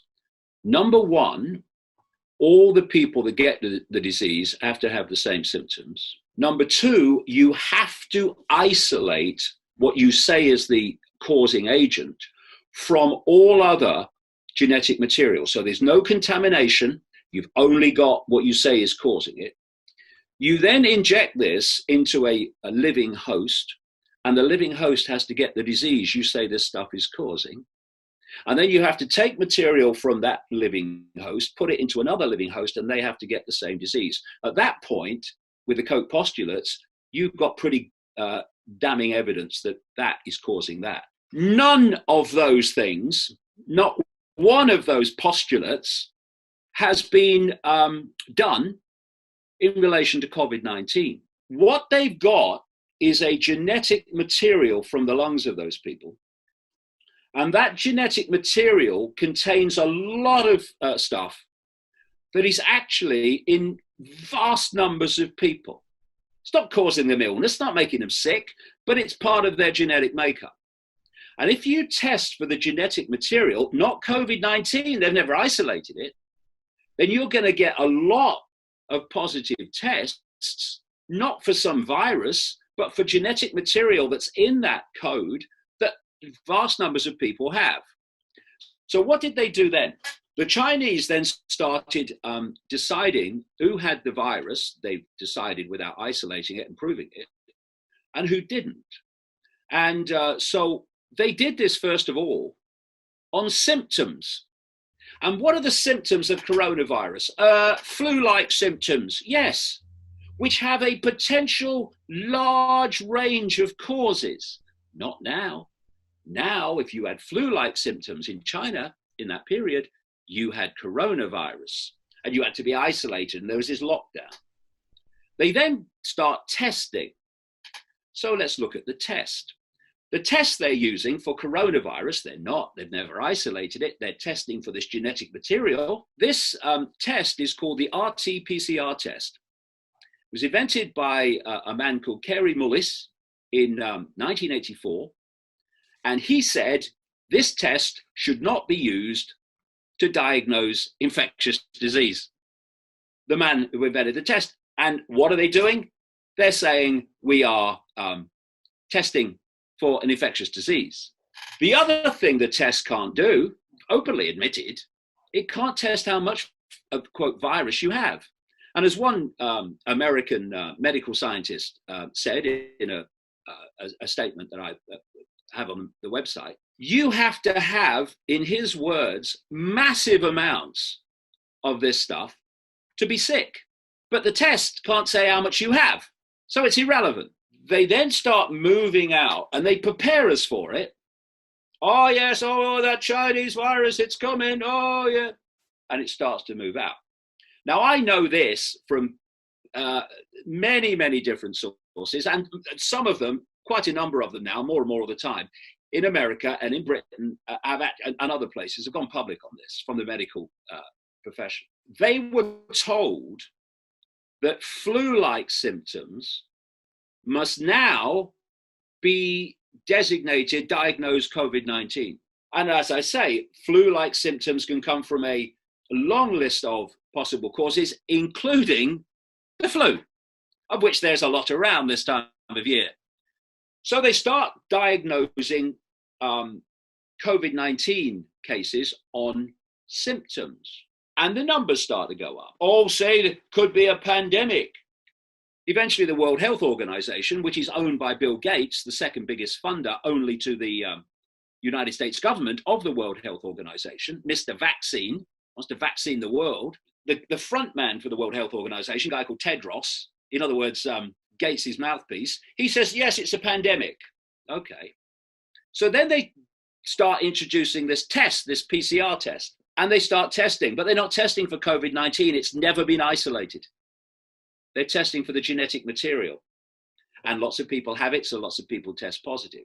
Problem is that while they're doing this, they don't have enough dead people. So they can't produce the fact that this is a deadly virus from the number of people who are dying. So what has happened, and I'll give you an amazing piece of supporting evidence here in a sec. The medical profession were told by the hierarchy, think cult subdivisions in each country, that if someone tests, this is happening all over, by the way, country after country, if someone tests positive for COVID-19, and anyone now who goes in a hospital or is treated, you fall down the bloody stairs and go to hospital, they test you for COVID-19, the genetic material, not COVID-19. They've never isolated. If someone has tested positive for COVID-19, then if they die, then that has to go on the death certificate, COVID-19. And so you having people, and loved ones and families have complained about this, as well as some doctors. Some doctors have come out and said, we're being told to put COVID-19 on the death certificate when they haven't died from it. Some loved ones have said that, their loved one died of cancer, but COVID-19 went on the death certificate. And if you notice, this is a common theme. You see it in the media all the time. The same phrase. You see it from politicians, same phrase. And these medical advisors are all connected to Gates, by the way. Yours in America around Trump and ours in Britain around Boris Johnson. The phrase is, this number of people have died, or this person has died after testing positive for COVID-19. Not died of it, tested positive for COVID-19. But then they go on the death certificate and they become then, in the official figures, died of COVID-19. Now, if you look at the massive health crisis in Italy, it was based in Lombardy. Lombardy in northern Italy is infamous for having diabolical polluted air, just like China and Wuhan. And therefore, they have enormous amounts of lung disease there. And I'll tell you how bad it is for your health in Lombardy. This is the Milan's in Lombardy. The last figures I saw for a year is that a few hundred, less than 100,000 people died in Lombardy in that year. And the next region down for most deaths was Lazio, 57,000. That's how bad Lombardy is. So you have all this lung disease and pneumonia, and they've been redesignating it COVID-19 when they were going to die from it anyway from another cause. And the figures go up, and the figures go up, and the figures go up. And I want to read you this story. America, this is a guy who is a state senator in Minnesota called he's a doctor himself, Scott Jensen. And he was interviewed on Fox News. And he said this: right now, Medicare has determined that if you have a COVID-19 admission to the hospital, you'll get paid $13,000. And a lot of this is, some of this anyway, is passed on to the doctor. If that COVID-19 patient goes on a ventilator, the hospital gets $39,000. If they diagnose a pneumonia patient as non-COVID-19, they get $4,600. And so there is a financial incentive, which if you add it all up is absolutely fantastic, to keep putting COVID-19 on the death certificate over and above the instruction from organizations like the CDC, the Centers for Disease Control and Prevention, that you should, if you suspect in any way that there's COVID-19 involved, though you can't say how much of it, even if it existed, because the test won't tell you that, you put COVID-19 on the death certificate. So these death numbers are absolutely ridiculous, unsustainable, and unsupportable. But what have they done? Think of the Hunger Games Society I mentioned earlier, that structure. They have destroyed the independent livelihood through this lockdown of billions of people, destroyed businesses, destroyed employment. Lots of people are going to lose their homes. The banks owned by the cult are going to start, soon as they can, repossessing, because people can't pay their mortgage anymore. And it is already economic mayhem. This is absolutely the Hunger Games society. Long bread lines form outside of food banks as America struggles to cope with COVID-19 fallout. At least 10,000 cars line up in an orderly fashion in San Antonio, all full of hungry, increasingly desperate people. Thousands already arrived the night before just to get the chance to eat. We just can't feed this many, the CEO of the local food bank said about Texans that had descended upon the place. It's a scene playing out across the country. 1,300 cars swamped the drive-through Greater Pittsburgh food bank. And this is exactly what's been in my books for years and years and years, that they were going to create some kind of major incident that led to the demolition of independent livelihoods, so this Hunger Games society would be created in a very short time. And that's what we're looking at. And you see, if they released a virus, if they release, say, a bioweapon, some people claim, out of this Wuhan lab, then you lose control of it. You don't know what it's going to do. It's got to kill a lot of the people you don't want to kill. And people would be dead in the streets. But if you invent a virus and you control the perception of it by controlling the way that it is administered and registered in death certificates, you can decide when the numbers of perceived dead go up and when it starts to fall. And then, and watch for this, mate, after a respite, you can then have a second and third wave, and those waves will come just before the vaccine is ready that Gates has funded. And we should ask ourselves what will be in that vaccine. So, David, you covered 50 items. So I have to go back. And unpack some of these things here, because there were a lot of statements were made. And let me go through, and then you'll have your time to respond, just like I gave it to you. One, you said coronavirus, COVID-19 is not real. That's one. Okay. So then from there, you said that the CDC and the World Health Organization, who the number 2 largest funder is Bill Gates after US, depending if US pulls out, then it's a different story. And you know, Trump and Tedros are having issues. And we know Tedros is very good friends with China. That's something that everybody knows, the pictures, the relationship, things change when they were part of it. Everyone knows that none of that is private. But if this was something that they wanted to spread to make it real, he would have called it a pandemic sooner rather than later, because the criticism CDC gets and the World Health Organization is getting from Trump today is for not saying it earlier that is a pandemic, rather later, which is a big criticism that Trump's given him. So let's put that aside. Now, as far as Gates goes with vaccine and his comments about depopulation or reducing population growth that he made to Dr. I think Guptal from CNN back in 2011, February, when they did that interview, fine. Let's just say there's an element of reducing population growth, and we can put some weight behind that because, yes, Gates is Mr. Pandemic 2015. He gave a talk at TED Talk, and he's projecting and predicting TED Talk. Fine, we can give some of that credibility to that. But then you're taking some of the stories and you're linking it together to give it more credibility, to connecting the dots. That loses a little bit of credibility. Here's why. Let me say why. This is why. If they're getting paid $39,000 the hospitals if a person dies from COVID-19 versus the number you gave of $4,900. Not if they die, if they're diagnosed. If they have the ventilator. Yeah, if they're diagnosed, they get $39,000, and they don't, they get $4,900 from the senator you talked about, who's also a doctor. Okay, let's just say that that's the case. And let's just say in Italy, all of those people that died, you know, and they're putting it in that, hey, he died from coronavirus, but he had pneumonia or other issues. Fine.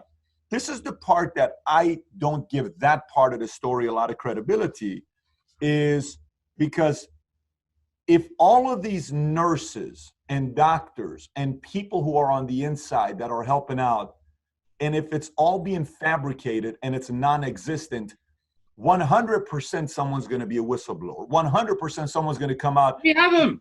We have them. That's the point. We don't. So we should never underestimate the power within an organization of being told what to do. Not everybody. Not everybody. That's why we have whistleblowers. I agree with you. Go onto my website and look at the doctors that have come out and said we are being told to put coronavirus on the death certificate when they've not died from it. There are some whistleblowers, and there will be more because people are. That's sick the of part that'll gain credibility, because that's the part that's not happening. There will be more, but there are already enough to show that it's. But you cannot say coronavirus is not real. I mean, you saw the news. I've just said it. What I say to you is show me the scientific evidence that COVID-19 exists, that it's been isolated as a particular agent. Are you asking the question if it's natural or man-made? Is that what you're asking? Are you asking?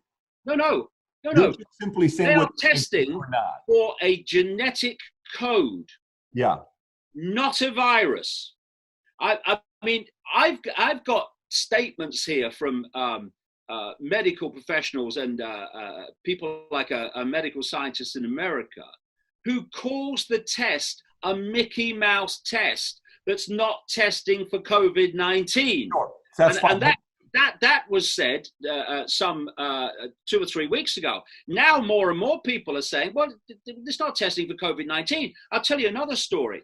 And you can go onto my website and... we'll put the link below, by the way. We'll put the link below. Everybody can go see DavidIcke.com, yeah. You go to the website and you'll see a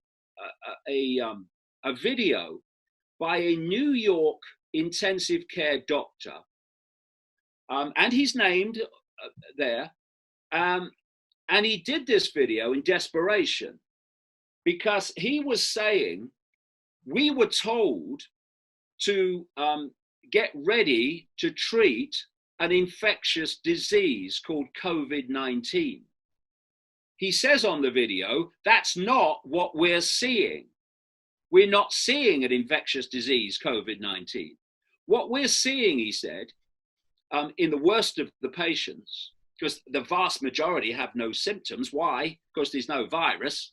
What he's seeing, he said, are lungs he's never seen before.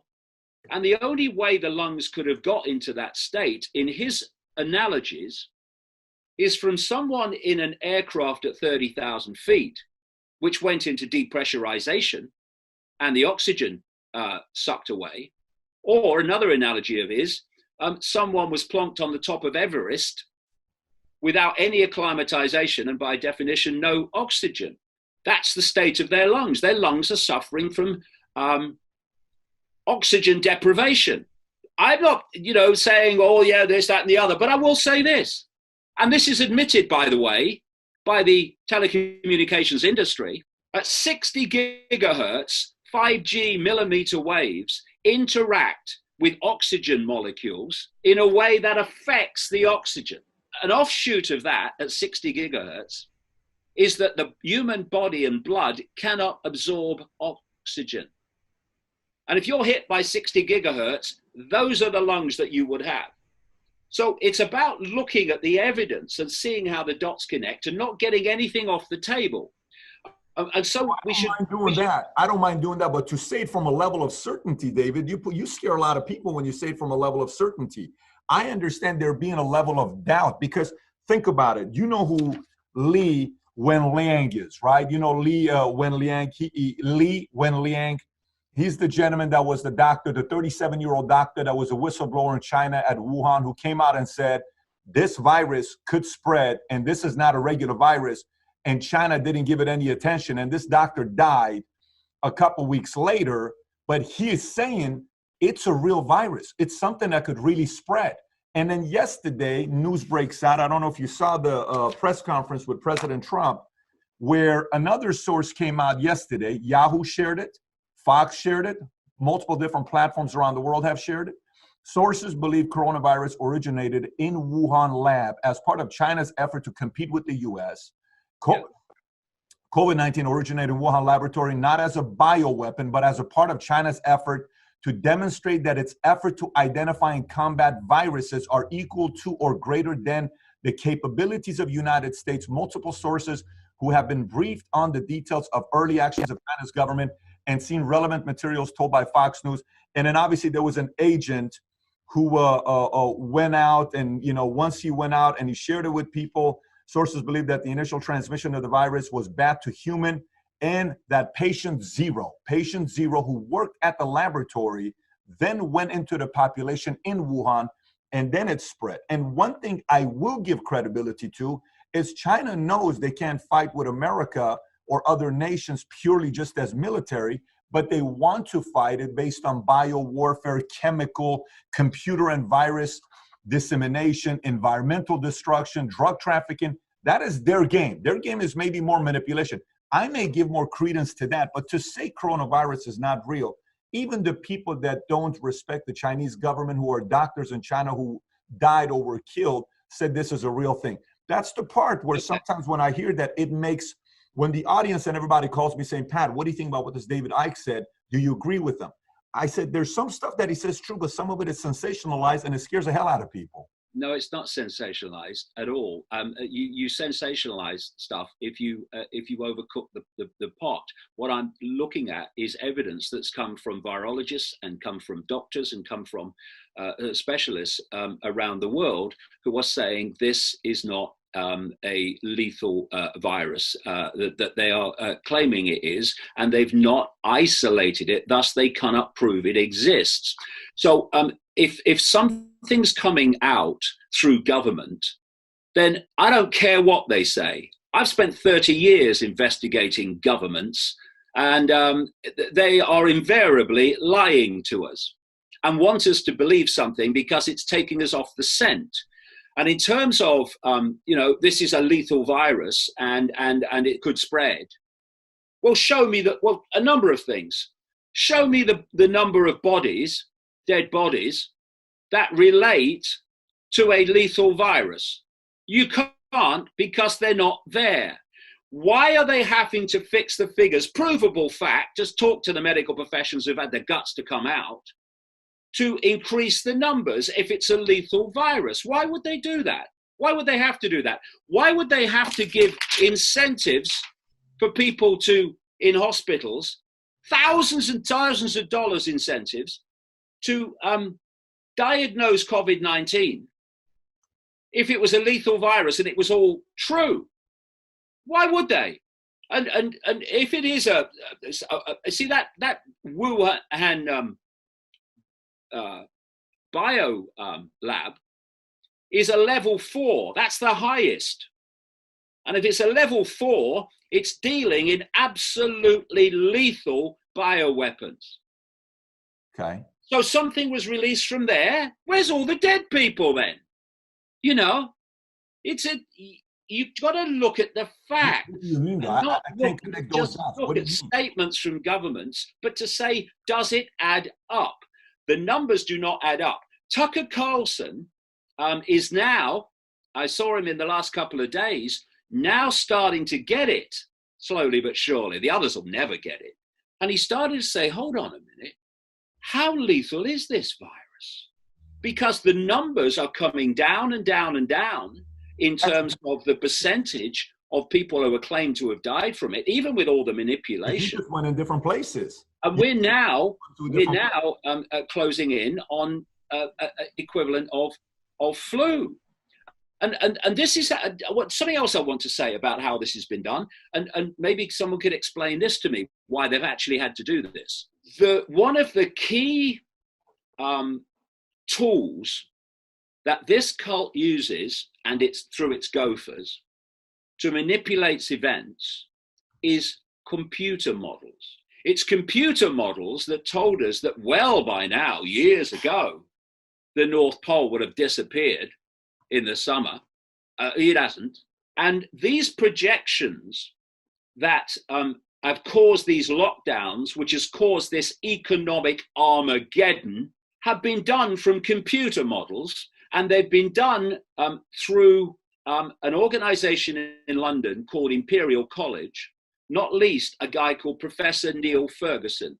Ferguson and Imperial College are funded or have funding, large funding, from Bill Gates. Then you have this other organization in America called the Johns Hopkins University Medical Operation, which is organizing assimilating all the numbers, which the media are constantly quoting.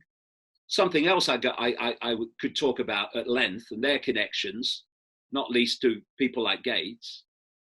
And this Ferguson, because you see, when it came to Britain, the Prime Minister, like Trump has pushed back on it to an extent, the Prime Minister, Boris Johnson, clearly did not feel that what has happened needed to happen.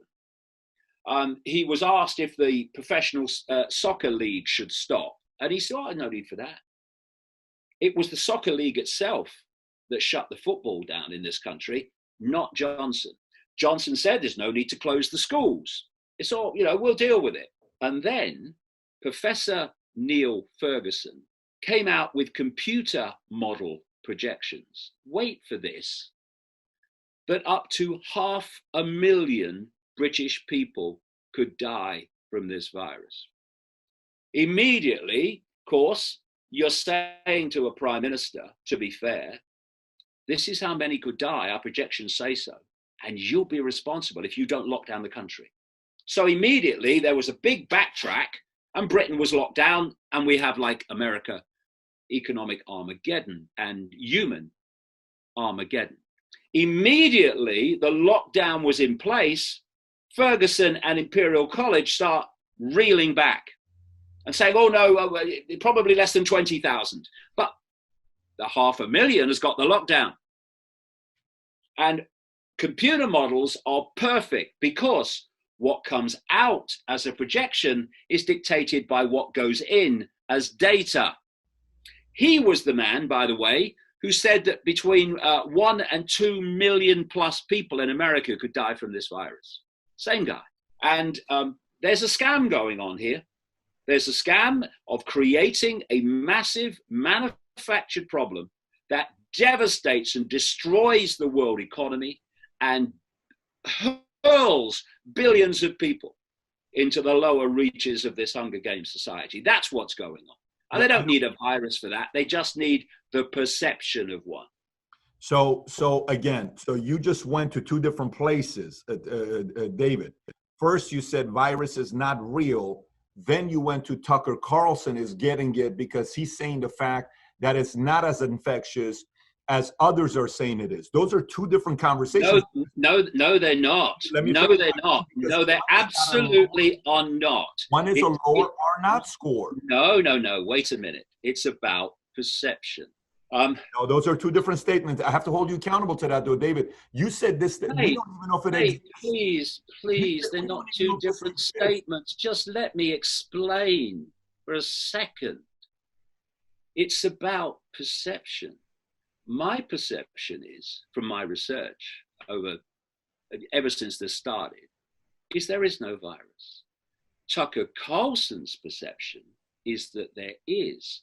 And his first movement away from the official story is that the infections and the death rate of the virus he perceives to be real is nothing like they're telling us. Therefore, he's starting to question the official story while still believing there is a virus. I think he's doing a great job. Going much further than that. So he has a different perception of me in terms of the virus. Fair enough. What he's doing is moving away from the official narrative and starting to question it. And if he goes on questioning it, he'll end up where I am. I don't know about that. He'll never say so. I don't know about that part, because about the non-existent, that's a completely different conversation. Well, that's all right. Don't believe it then, mate. Again, as I've said all along in this chat, I'm not trying to get people to believe anything. I'm saying here's some information, make of it what you will. And by the way, let us not forget this.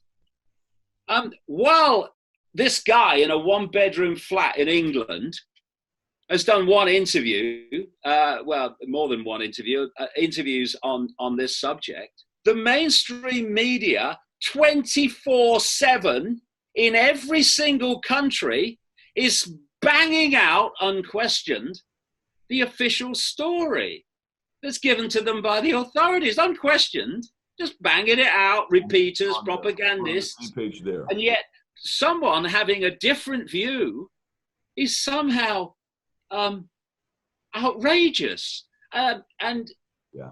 Look at YouTube and Vimeo and Facebook. One guy in this little flat in England does an interview with Brian Rose on London Real, and it was like someone shouted fire. One guy, compared with the global media putting out the official story. Why? Because truth is far more powerful and lethal than lies. I don't, we're on the same page with the media. I don't think you're going to get any kind of dispute there, because I agree with that. We both know only a handful of people own a majority of the media worldwide, and we need more free platforms like YouTube. But you also know, if you're married to a woman and you got a wife, you can say, I love you a million times, and you say that one word. Once you say the wrong thing to your wife or your spouse, they're going to remember that one thing, not 1,000 times you said, I love you. Kids have this issue with their parents. I will never forget when I was 7 years old, you said this, but I took care of you the other 11 years, but that one time. So you said a lot of things that are things to really think about, but a couple things you say kind of takes it to a complete different direction. So let me go a different route. Now, still on the topic of 5G, I'm curious to know what you think about this here. The CEO of 5G, Huawei, stepped down yesterday. I don't know if you heard or not. The CEO of Huawei, he stepped down yesterday, Ren, and a new guy was replaced named Jinpu, which no one knows a lot about him. And a couple things happen here. This has to do a little bit with you. British intelligence is now saying that UK needs to reconsider their relationship with Huawei. And when they said this, British, you're from UK, stricter control of high tech and other industries. Huawei sent an open letter yesterday, which you ought to read. Yeah, I saw that. Not to change its partnership on 5G with Huawei, or else it will cause them harm. Now, you know, this is similar happening to France as well. The difference is Britain, you know, UK had kind of agreed to want to do this. You know, I've never been too comfortable with Huawei. I've never trusted Huawei. I've never seen the intentions there. And my thoughts are different than yours, where you think 5G is helping coronavirus spread, which I'm not there at all. I'm more from the standpoint of China wants to be able to control, and their motivation was to control and gather data. And one of the ways to do it is to do this. What made it very interesting is the following. While they're negotiating with France on these ventilators, the medical equipment that China's making for France, China has said, if you want the medical equipment, you have to be willing to install Huawei 5G in France. And France is now backing out of it. So what are some of your thoughts with what's going on with Huawei and 5G? Not from coronavirus standpoint, just purely from Huawei 5G standpoint. Well, first of all, I keep coming back to this, but it's important. I'm not saying that 5G is causing the coronavirus, because I'm saying that there's no evidence scientifically that there is one. There's coronavirus, there's a big family of viruses, but I mean COVID-19. What I'm saying is 5G is incredibly destructive to the human body and the human mind because of its frequency power. By the way, just a very quick one. The American law enforcement and the Israeli law enforcement, and it'll be the same around the world when it gets there, use 5G frequencies to disperse crowds of protesters. Because what they do, they have these trucks and they fire this millimeter wave 5G frequency range frequency, and the skin is an antenna. This is well known by science. The skin is an antenna, it decodes frequencies.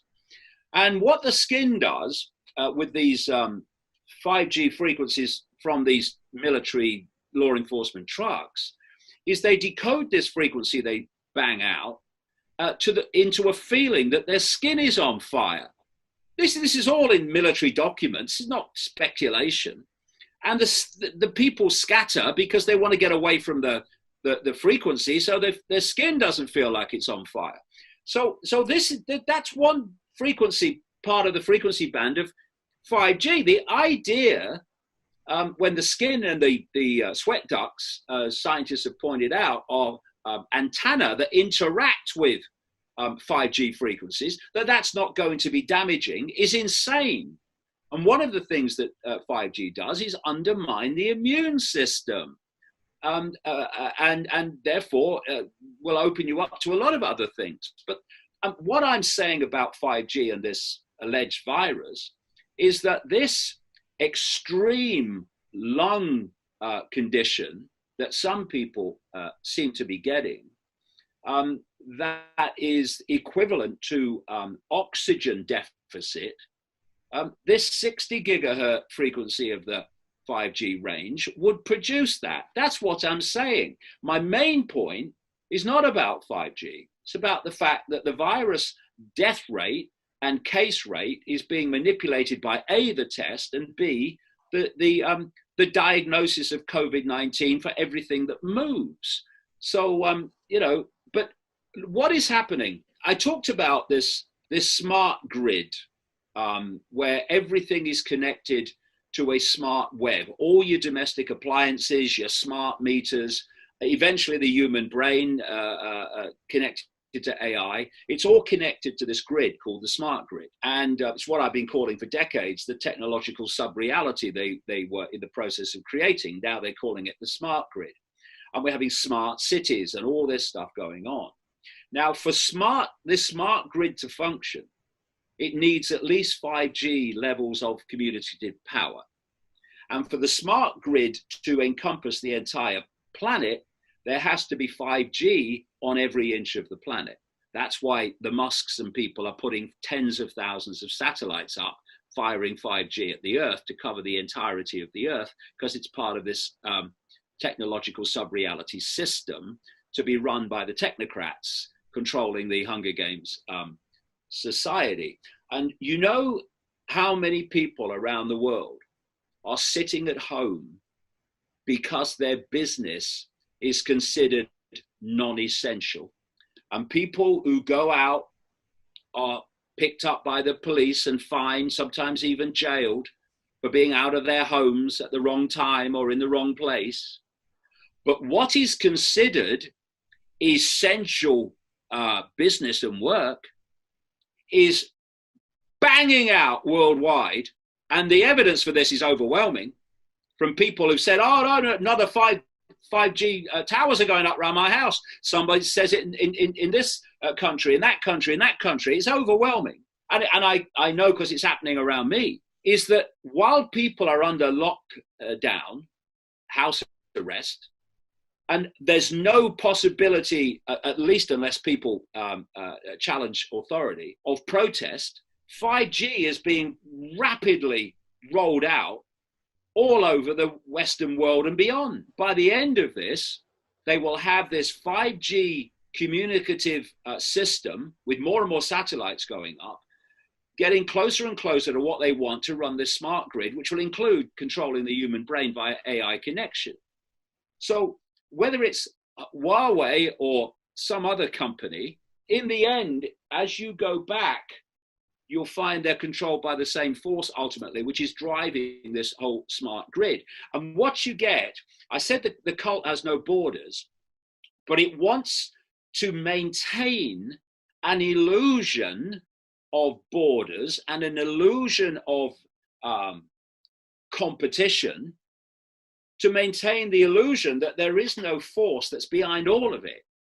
So these things between China and America and all these things, yes, on one level they're happening, but get to the cult level of both countries, they're both on the same team, driving the world in the same direction. And that same team, are you going back to the whole New World Order and Illuminati, all of that when you say the same team?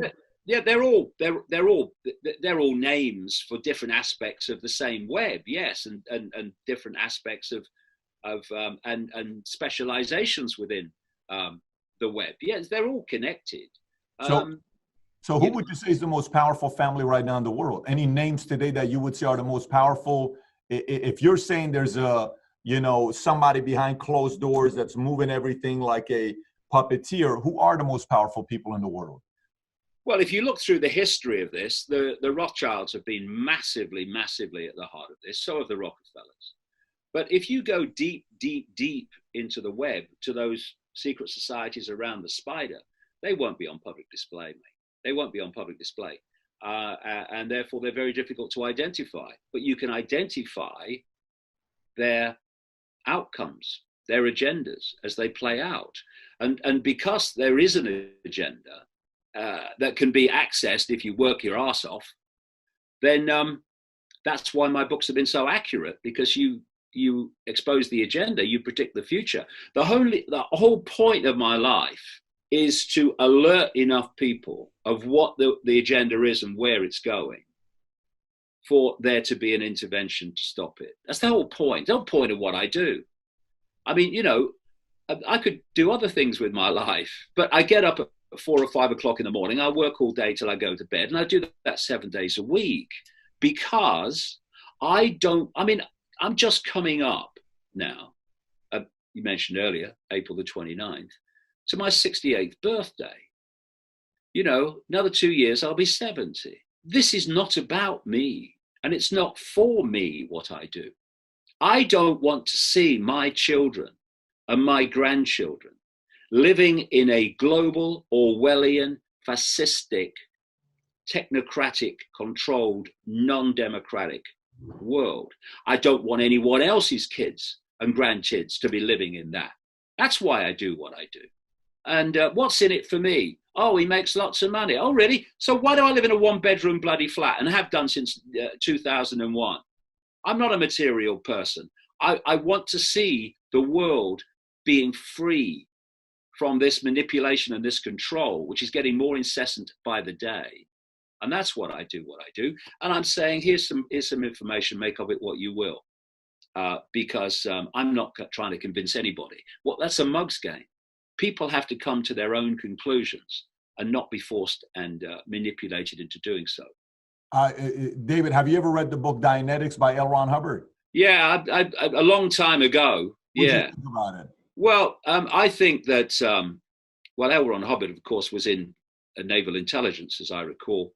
I think the whole Scientology thing is an aspect of this cult. Same with some of these other religions, like Jehovah's Witnesses and stuff. And because all these groups are compartmentalized, the vast majority of people in them will have no idea that they're part of this web, but at the core will, and that's how it works. Who do you trust? Who do you trust today? Who does David Icke trust today? I trust my own instincts, my own intuition, based on factual support. I trust my family because they have shown themselves to be extraordinarily loyal and genuine. And I trust other people who have shown themselves over a period of time, a considerable period of time, to be trustworthy and to care about what they're doing and to be committed to it. And other than that, my jury's out until until it's shown to me otherwise. You know what part was impressive? I'm going to go to the last part here and we'll wrap up, is the fact that you and your first wife, Linda, were married for 29 years. And there was a scene of you guys talking and you're still friends, even though it didn't work out, you're still friends. And your relationship, that said a lot about if somebody's been with you for 29 years and she's still, even after that. Well, we were together, married for 29 years, but we're still together. She's a great friend and support, lives just down the road. Very interesting, by the way. 10-minute walk away. All these years later, I met Linda for the first time at a dance hall when I was a professional footballer, a really young one. And that would have been in 1971. We met.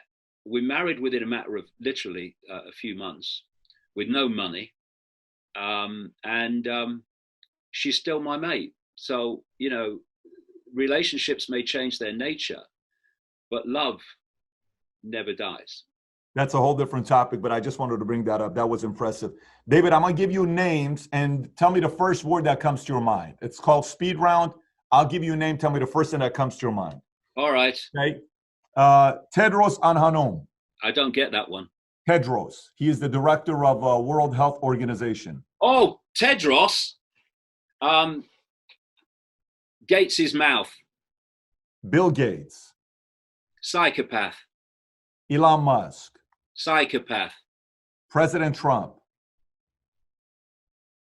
Someone who doesn't really understand what's going on around him, has certain instincts which are pushed back by those around him who are controlling events, and owned 100% by Israel.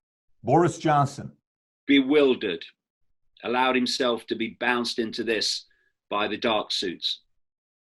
Winston Churchill. Not what he appeared to be. Xi Jinping.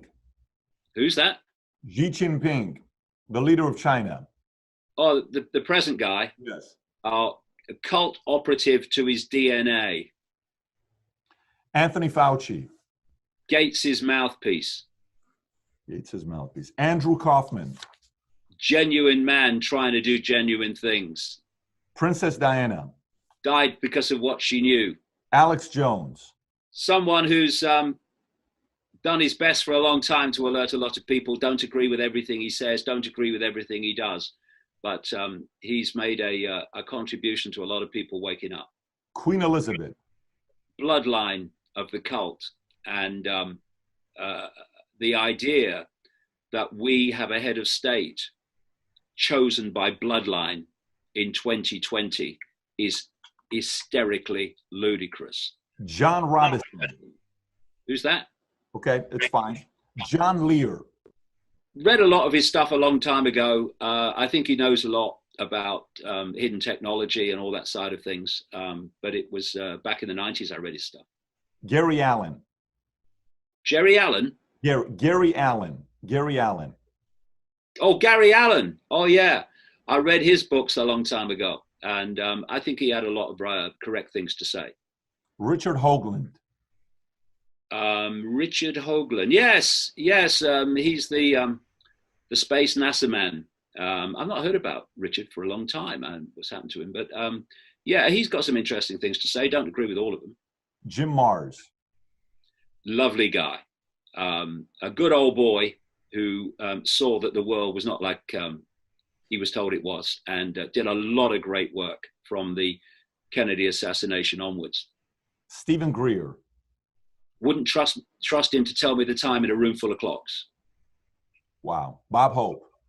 If people knew the real Bob Hope, they would be staggered. Involved in mind control programs and abuse of women. Kissinger. One of the most evil people ever to have drawn breath in my lifetime on this planet. David Icke, thank you for being you and telling us your story and spending nearly 3 hours with us. Some of the topics a little bit uncomfortable, but you were willing to talk about it, and I appreciate you doing that. And we're going to put the links below of everybody that can go to your website for the stories that you were talking about. If you could kindly send us the specific links, we'll send them there. And again, appreciate you for taking time to come in and being a guest on Valuetainment. Been a real pleasure, mate. It's been a real hoot. Thank you very much. See ya. Take care. Bye-bye.